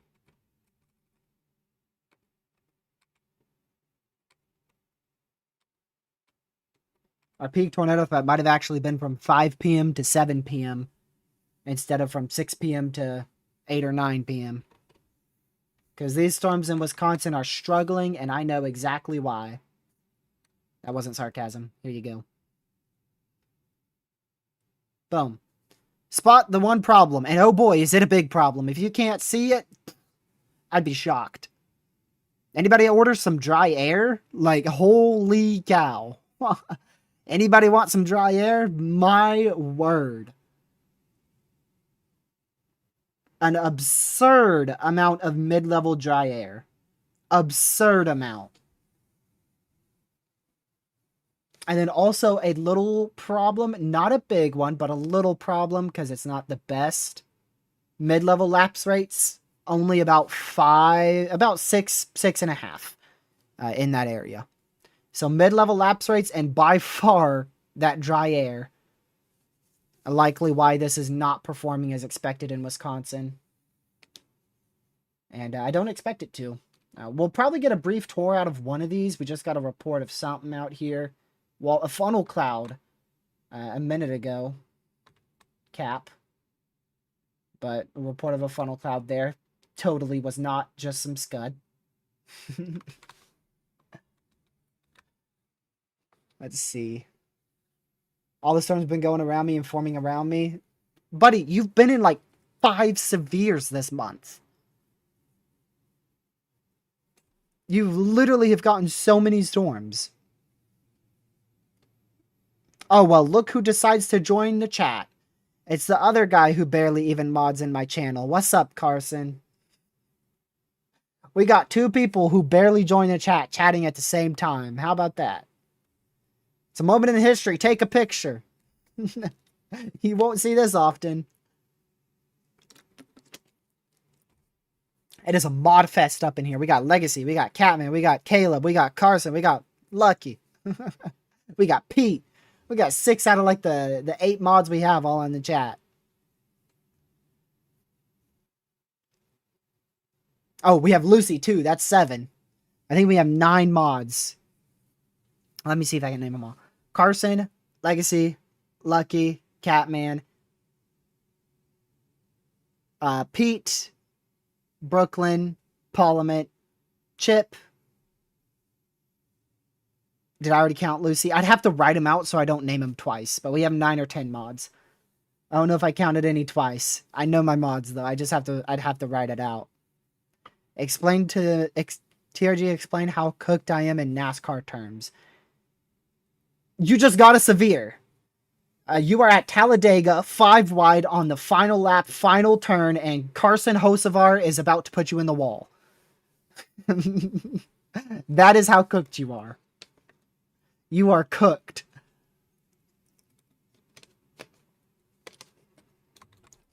You are done for, buddy. Gracious, that storm, that is going to be...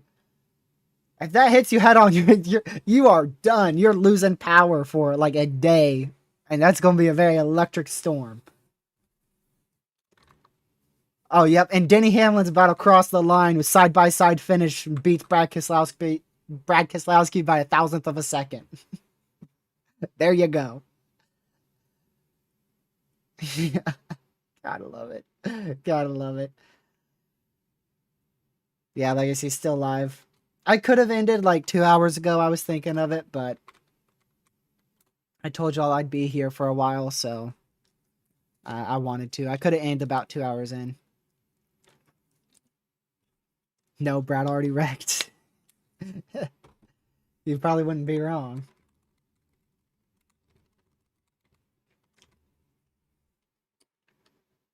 It's a funny message.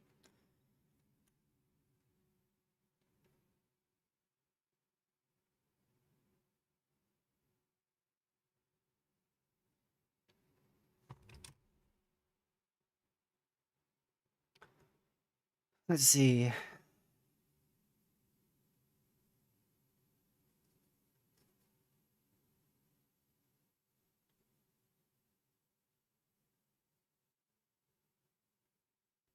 Green and red velocity on a cell in NC Mebin, which is the mode that's better, high res velocity or high res storm reflectivity. 9 out of 10 times, it's gonna be high res velocity. High res storm reflectivity, high res storm relative velocity rather, typically is gonna underdo the strength of most velocity signatures. And it's only useful in very specific scenarios. I don't use it that often.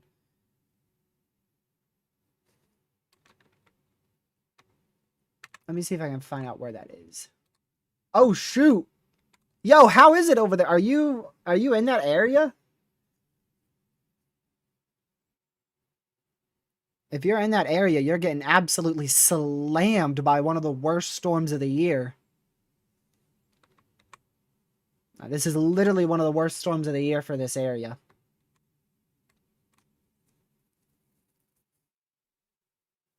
Ooh, now that sounds like fun. I'm buying a Ford Crown Victoria Police Interceptor, and I plan on turning it into my storm chasing vehicle. Plan on building a tornado interceptor on the Crown Victoria platform one day. Okay, yeah, the platform, yeah. I thought you were going to say, like, turning the Crown Vic into a tornado interceptor. Bro, if you could get a Crown Vic into a tornado, then that'd be crazy. Highly 10 out of 10, do not recommend. Those don't seem like the type of cars that'd be able to withstand greater than, like, 80 mile an hour winds. Man, what you want, Critty? What you want? At me over here.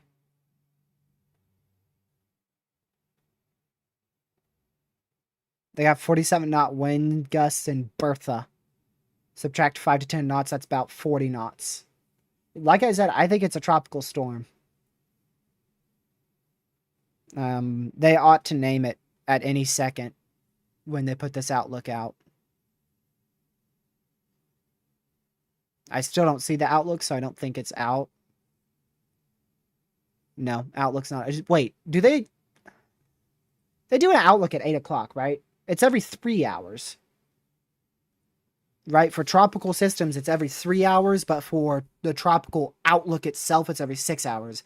The tropical outlook is in the probabilities in the AIs is 2 p.m., 2 a.m., 8 a.m., 8 p.m. So this is a full advisory coming out here. There was an intermediate advisory at 5 p.m. A full advisory coming up here soon.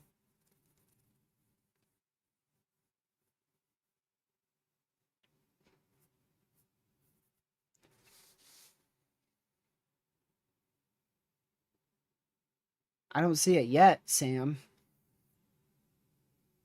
Hold your horses. I don't see it right now.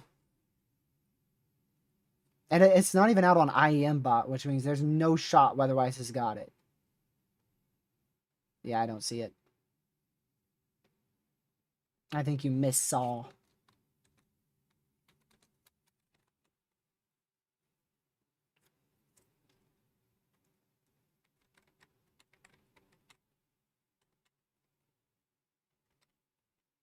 And this very well could have produced a tornado at any moment south-southeast of Spalding over the last 20 minutes or so.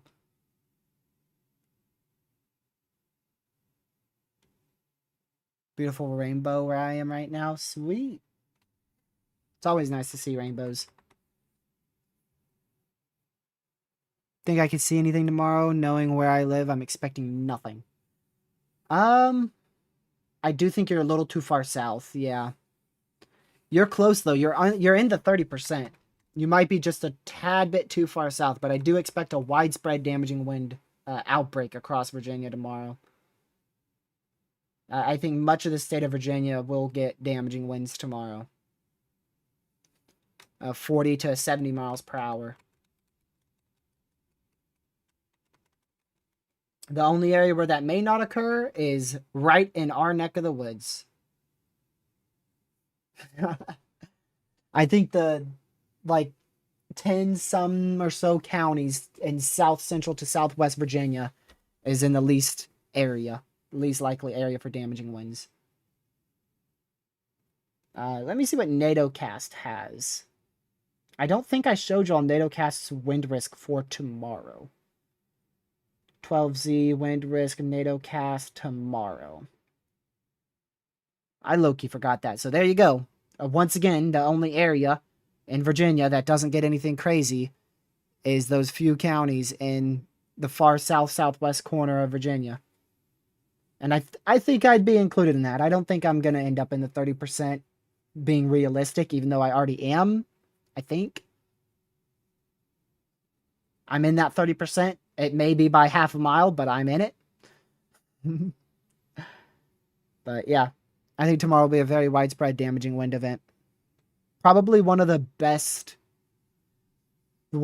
better damaging wind events of the year for Virginia. I think the only Northern Virginia's had like 5 big events, but in terms of the entire state, the only one that was really that could be up there with this. There's no 60% wind risk, Critty. Oh, on this, yeah. That's population biased. The only one that would be close to this would be March 16th. March 16th this year.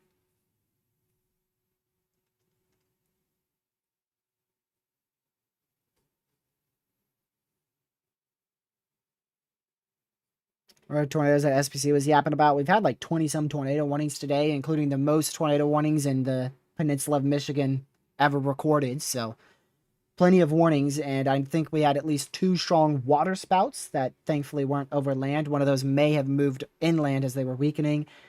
We've had probably 1 other tornado at some point in the southern portion of the peninsula of Michigan, because we've had plenty of strong couplets. I'm sure one of them touched down without a debris signature being seen on radar. So I think we've probably had about 3 or 4 tornadoes today. We've had at least 2, but probably 3 or 4. Thankfully, none have been particularly, from what I've seen, particularly strong or intense. But a bust is, in my opinion, a bust is always a good thing. However, of course, especially when it comes to the general public, it's a double-edged sword. If it performs, unfortunately, destruction, injuries, most likely, especially if it would be a caliber event, like the SPC was saying, with a few strong to intense tornadoes. But then if it doesn't perform, then the SPC takes a severe hit, especially with this large of a 10%. I mean, it went from the peninsula of Michigan all the way to almost central Iowa. The SPC takes a hit because it didn't perform. And now everyone thinks the SPC is completely unreliable.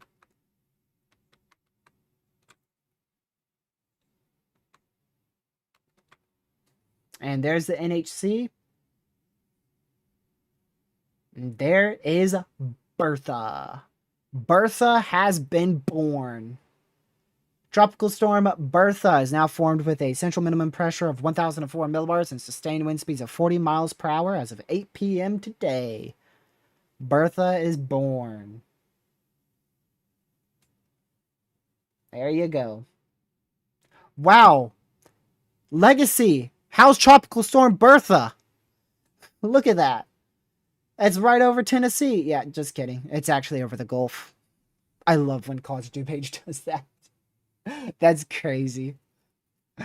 There it is. That's actually what it looks like and where it's supposed to be. And you can see that center is starting to get covered by convection too. Brief moment showed Bertha right over Tennessee. You made me look real quick. Yeah, just a little glitch. Just a little glitch on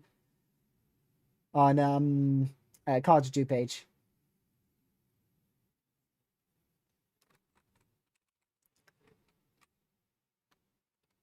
There it is. Big Bertha. Big old Bertha's born. I mean, it's not that big. It's meh. See the full advisory. See where they have those tropical storm force winds. Wow. Moving west-northwest at an entire 3 miles per hour. That's about as fast as I walk. If I just have a normal average walking pace, that's about as fast as I walk. 3 miles an hour. I could definitely walk faster than that. There's your cone. They actually do have a very wide, much larger tropical storm force wind speed field than I thought. I was thinking only on like the southwest side, like right in here, was where those winds would be the tropical storm force, but nope. And yeah, they now have it staying as a tropical depression over land, no longer a tropical storm. Although if it does get in the water long enough right in here between Thursday morning and Friday afternoon before landfall, potentially in Texas, I wouldn't rule out a brief tropical reformation into a brief tropical storm. Of course, it'd still be the same name. It would not get a new name, even if it goes from tropical storm and then dies to depression and then goes back to tropical storm. It would still be Tropical Storm Bertha on both of those.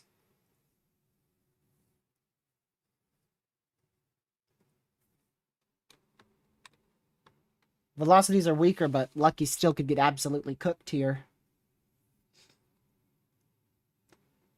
He's at work right now, so he's actually closer to the storm than if he were at home.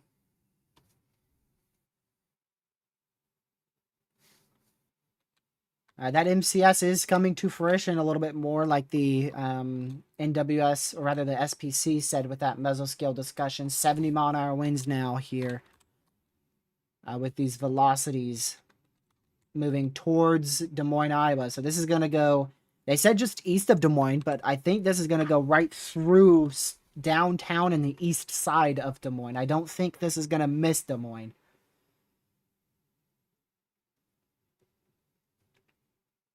So prepare for 60 to 70-mile-an-hour wind gusts if you're in Des Moines, Iowa.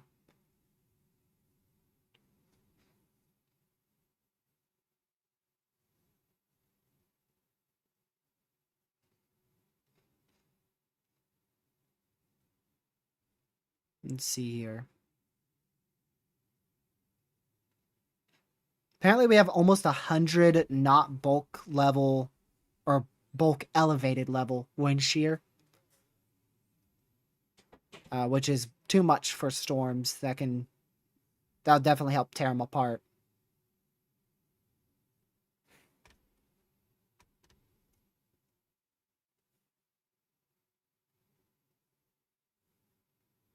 Melissa flashbacks. Nah.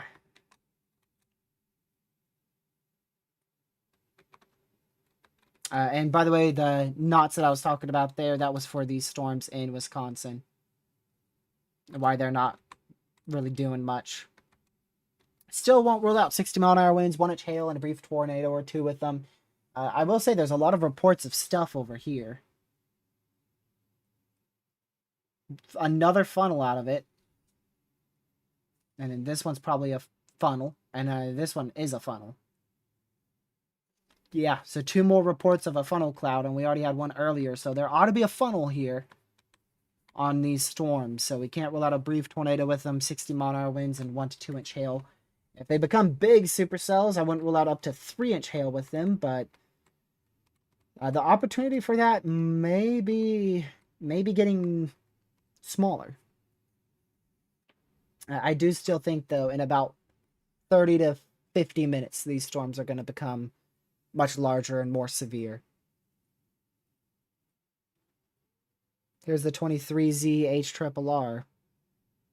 And you could see brief moment here between 8 p.m. and 10 p.m., about 2.5 hours, where these storms may have a window for 2 to up to 3-inch hail, a tornado or two, maybe one strong, and 60-mile-an-hour winds being possible.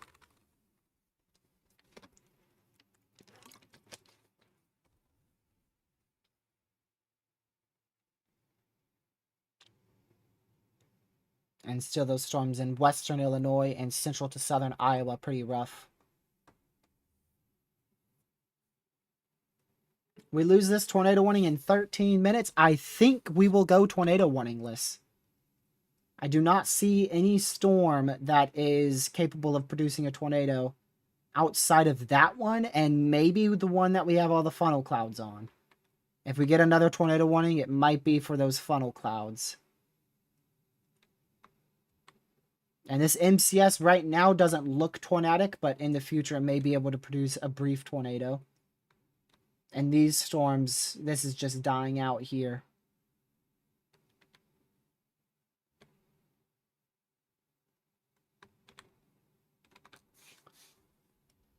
We do get the 00Z HRRR in an hour, but I won't be live for that. I don't plan on staying here too much longer. I'll go into watch and wait mode. Because I do want to get food. And it's, getting late.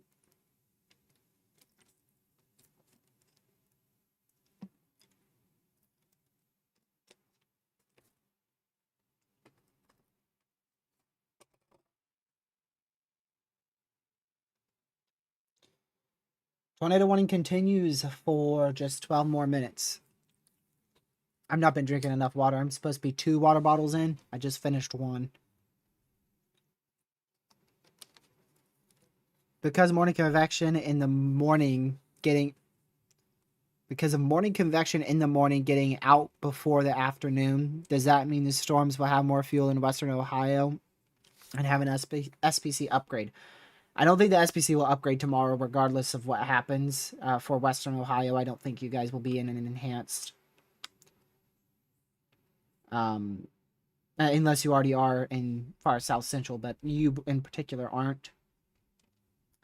And yeah, I think the only thing that changes with the SPC outlook tomorrow, I expect a 5% SIG 1 out here, maybe even a 10% SIG 1. And I wouldn't be surprised if we get the wind risk hatched again. And the hail risk 15%, I feel like that's going to change in one way or another. So I think there will be some minor changes to the outlook tomorrow, but nothing too crazy. I don't think we will get a moderate is what I'm saying. But yeah, if there is no morning convection in Ohio, your chance for severe weather will at least go up quite a bit. But I still don't think the SPC would upgrade you to enhanced. No, Pittsburgh will not be put out of the enhanced. Heck no. No way.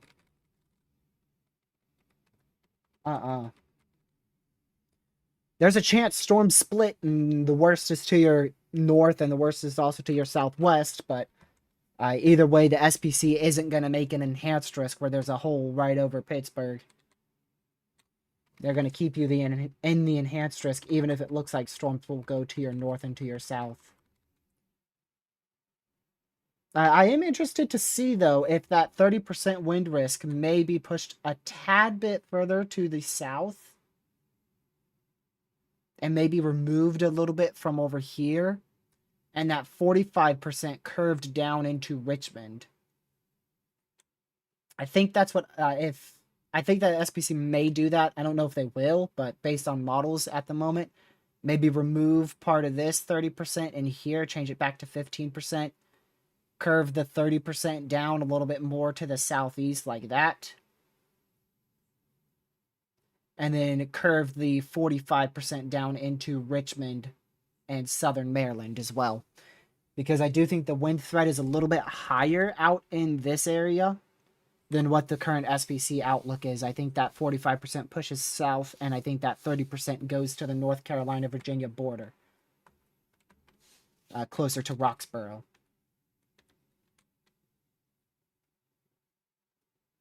Unless something changes again, which is very much possible. Like I said, we're about to get a new model in an hour, but I won't be live for it. And I really can't trust the HRRR, dude. It sucked for today. It was absolutely garbage. I want to stress that more than one time. So there's no reason we trust it for tomorrow, but I do kind of get the gist of it. Where the tornado risk will probably be the greatest out there in eastern Pennsylvania into all of New Jersey, eastern Maryland, and maybe southeastern New York, this vicinity in here. All of Delaware as well. That will be probably where our tornado risk is the absolute highest.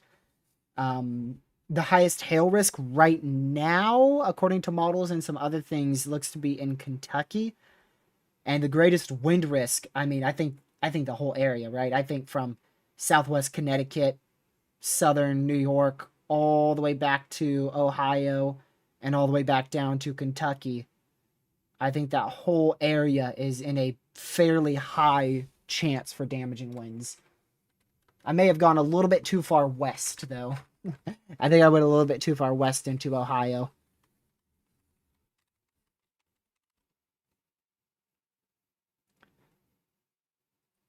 And then, of course, you have the NAM, but this stuff's going to change because it all comes down to what happens with that convection tonight.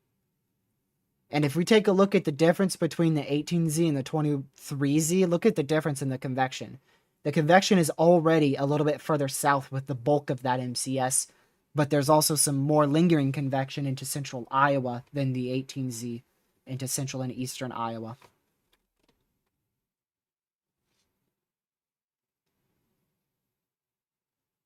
And then comparing the 23Z to the 18Z, huge difference. That's different. That is very different. That is completely different. That would have huge implications on your instability for tomorrow. Ginormous difference. It's actually a lot further south on the 23Z, which I find a little ironic.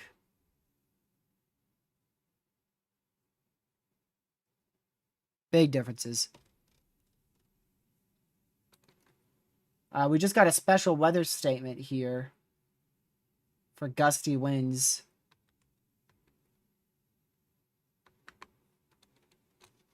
DMs. Yeah, what you want? This dude, bro. Yeah, I wouldn't be shocked if there's a tornado on the ground somewhere near Marathon City in Wisconsin. Oh yeah, Lucky's cooked.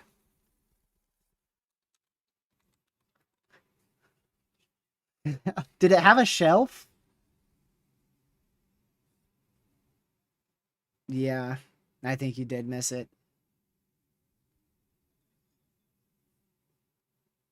Man, Lucky missed the shelf cloud. This dude. I told you it would.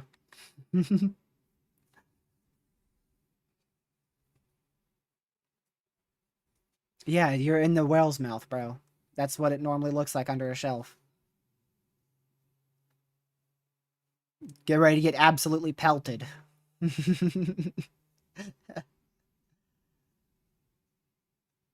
Coolness. I'll be able to about 10 tonight, by the way.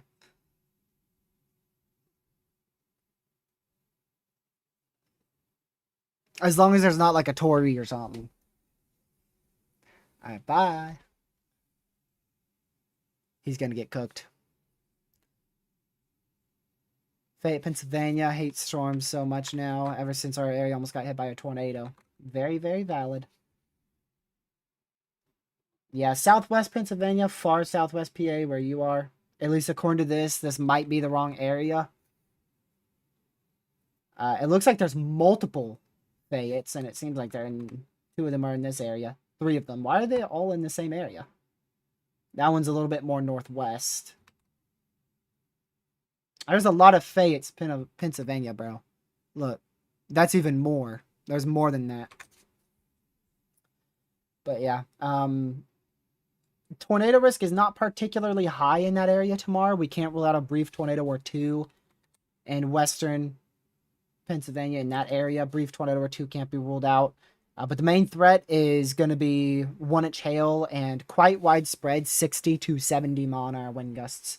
I think the winds is what I'd be more concerned about for tomorrow. And of course, we'll be live. I don't know when. I would like to be live around 2 o'clock tomorrow. But if my parents need my help, unfortunately, I'm going to miss much of the event. So I'm hoping that they don't need my help. I'm hoping they don't, because I would love to be live for much of the day tomorrow. Could you see power being knocked out tomorrow in Pittsburgh? Yeah. It's possible.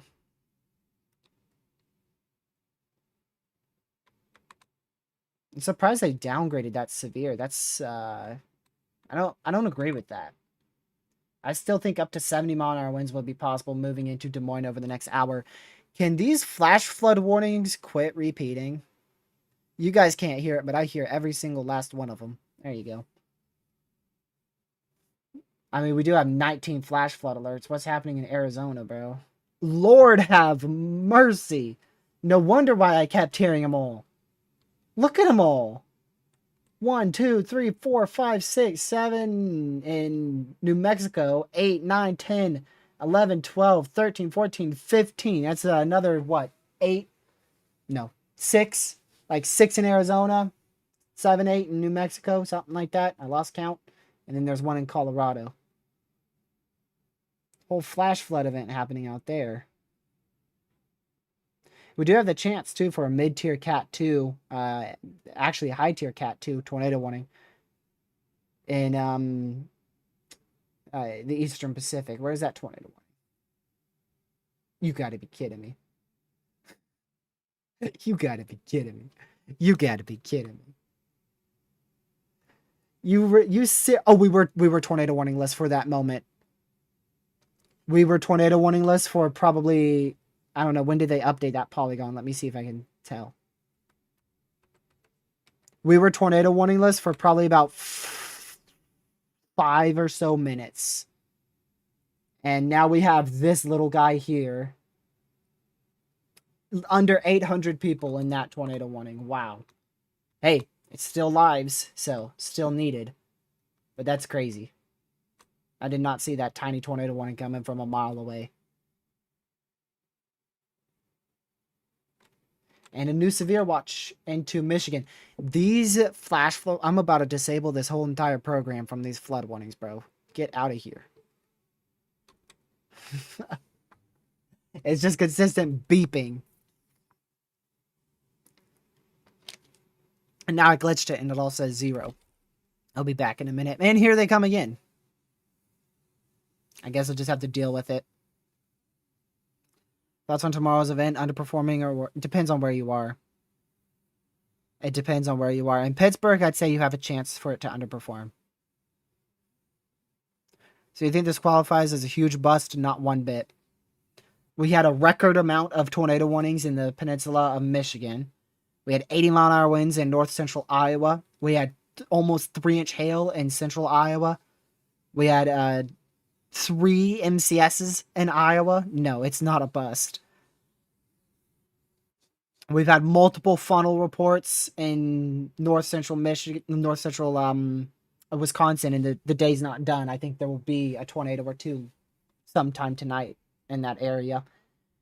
Um, we had at least one or two tornadoes in the peninsula of Michigan, an additional tornado in Iowa. So I don't think the full potential of the day definitely was not met, and the strong tornado potential of today was not met. But we did have a very strong area of rotation offshore the peninsula of Michigan. But yeah, I think the strong tor threat was a bust. I think that's obvious. And I think the tornado threat was a underperformance. I think the wind threat performed nearly as expected and the hail threat performed nearly as expected, although the wind and hail threat weren't as widespread thanks to this area not getting as much severe storms because of dry air trapped in the mid levels.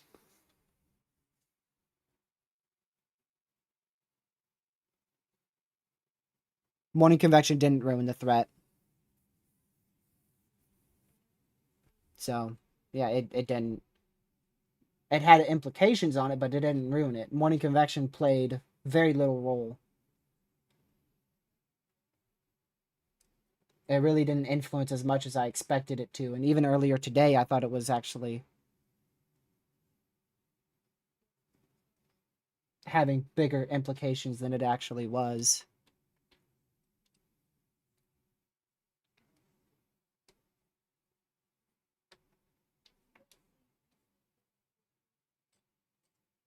Another reason why the Tor threat underperformed, especially in northeast Iowa, was because our main line of storms actually formed ahead of the cold front, which made them more of a wind threat and less of a tornado threat. That promoted a more line instead of individual discrete storms. And individual discrete storms has a better chance for tornadoes in an environment like this than a line does.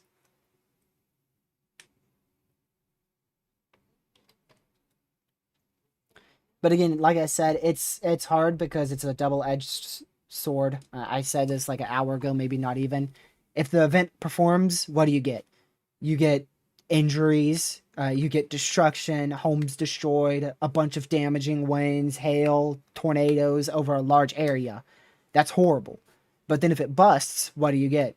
You get people slamming the SPC, people having less trust in the SPC, people saying the SPC was overreacting and they shouldn't issue the higher risk for especially tornadoes. That was a 10 sig one.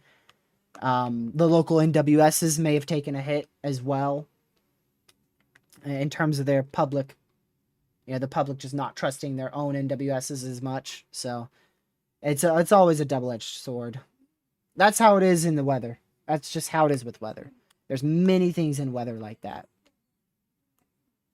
For instance, if you're in a severe warning and a flash flood warning at the same time, like we had yesterday, do you seek higher or lower ground? If you're in a tornado warning and a flood warning, do you seek higher or lower ground? A lot of controversial and kind of double-edged sword things in the weather community.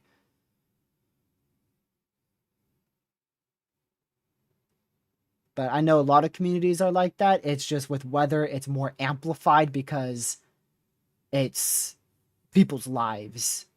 It's people's lives, so it's considerably more amplified in the weather community.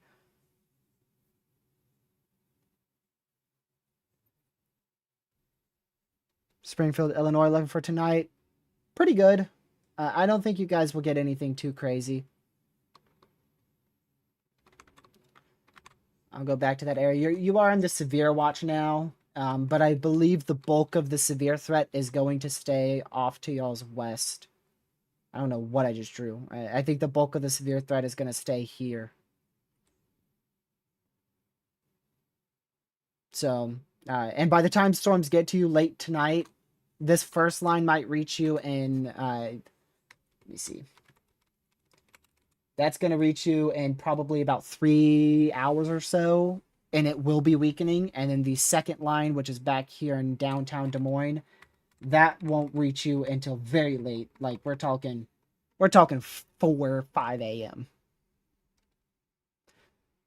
I won't do a breakdown of tomorrow's threat because there's a lot of uncertainty. Just look at the Storm Prediction Center outlook, correlate that to your location, and correlate those hazards to your region. There is too much uncertainty and not good enough data to do a good breakdown on tomorrow. We need to at least get 0-0 runs, 0-0-Z runs tonight before we even know the general magnitude of tomorrow.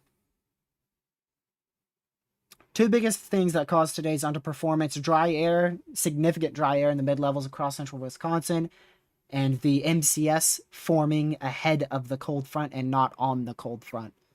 Those would be the two critical things that I would attribute to the underperformance and the widespread threat for wind, hail, and the underperformance of the tornado threat.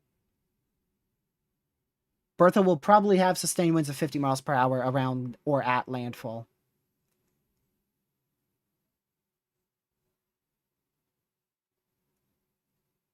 Capping didn't really play a role in today. The only place where it played a role in today was far eastern Upper Peninsula of Michigan. That's the only place where capping played any type of role today, in my opinion.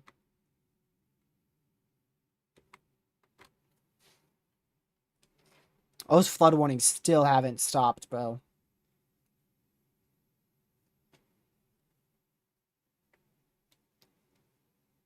Like he said, Mod Dome wins again. Oh yeah, the severe. Oh my word, that is wow. That is wild. Wow. Both severes got canceled. It jumped. It just died in like 20 minutes. Look at that. Yo. Lucky's Mod Dome just slapped that thing in the face and killed it.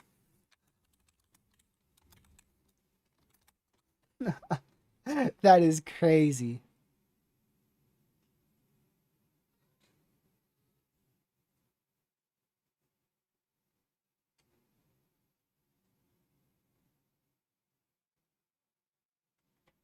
That is wild.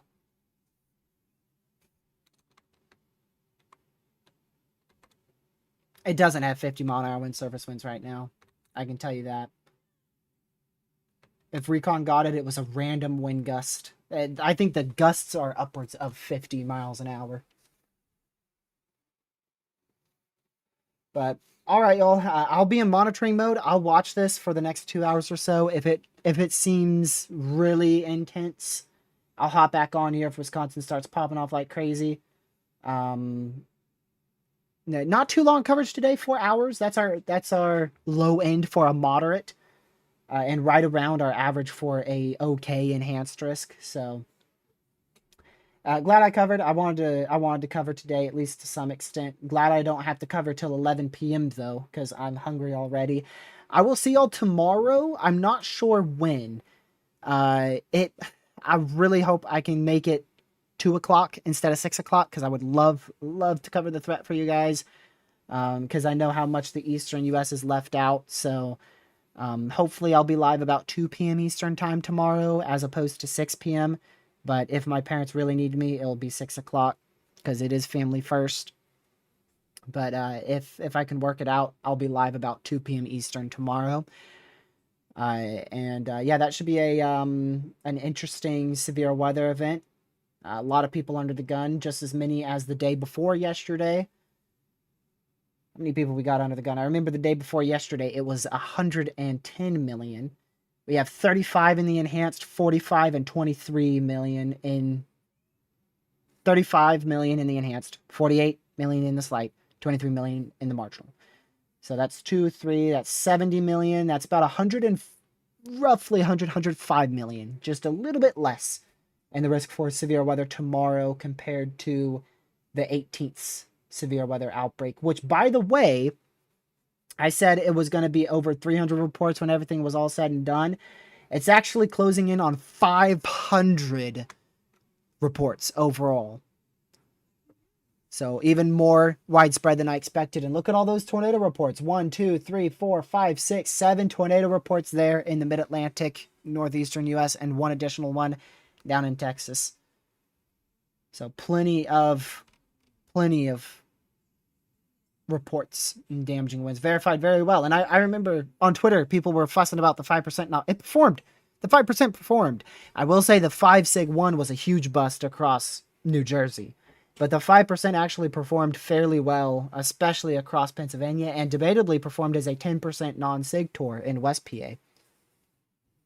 I don't think a moderate's possible tomorrow, no.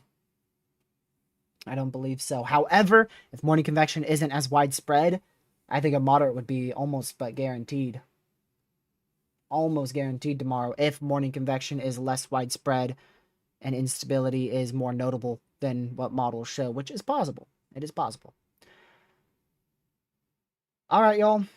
I am going to head off, go get me some food. I'm hungry. I haven't eaten an actual full meal in about 9 hours, so I'm hungry. I will catch y'all tomorrow, whether it be 2 p.m. or 6 p.m., somewhere around that vicinity.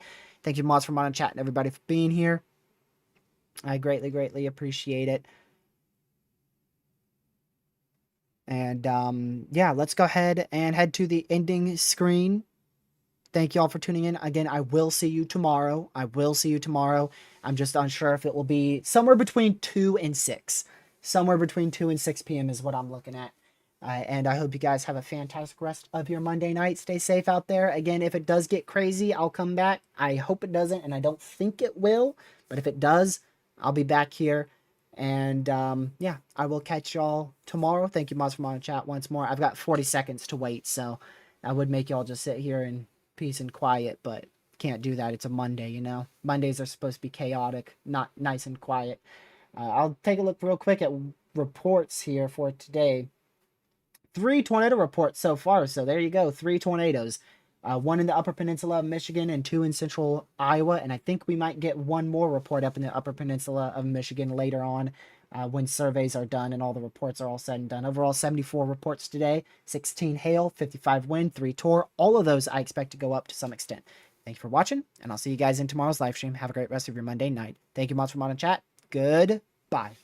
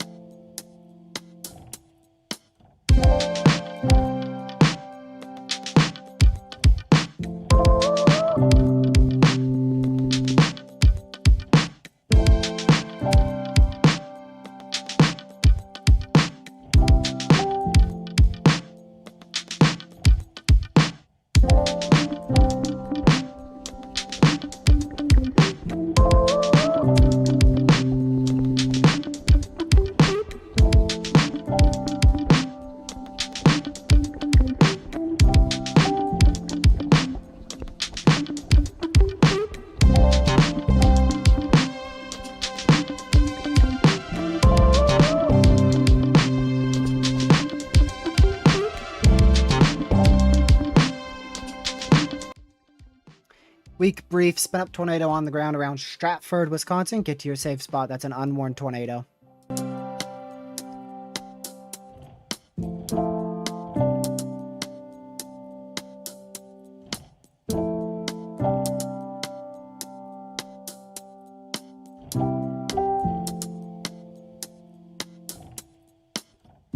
Thank you for watching, and I'll see you guys in the next live stream, which will be tomorrow. Have a great rest of your Monday night. Thank you, everyone, for being here. Goodbye.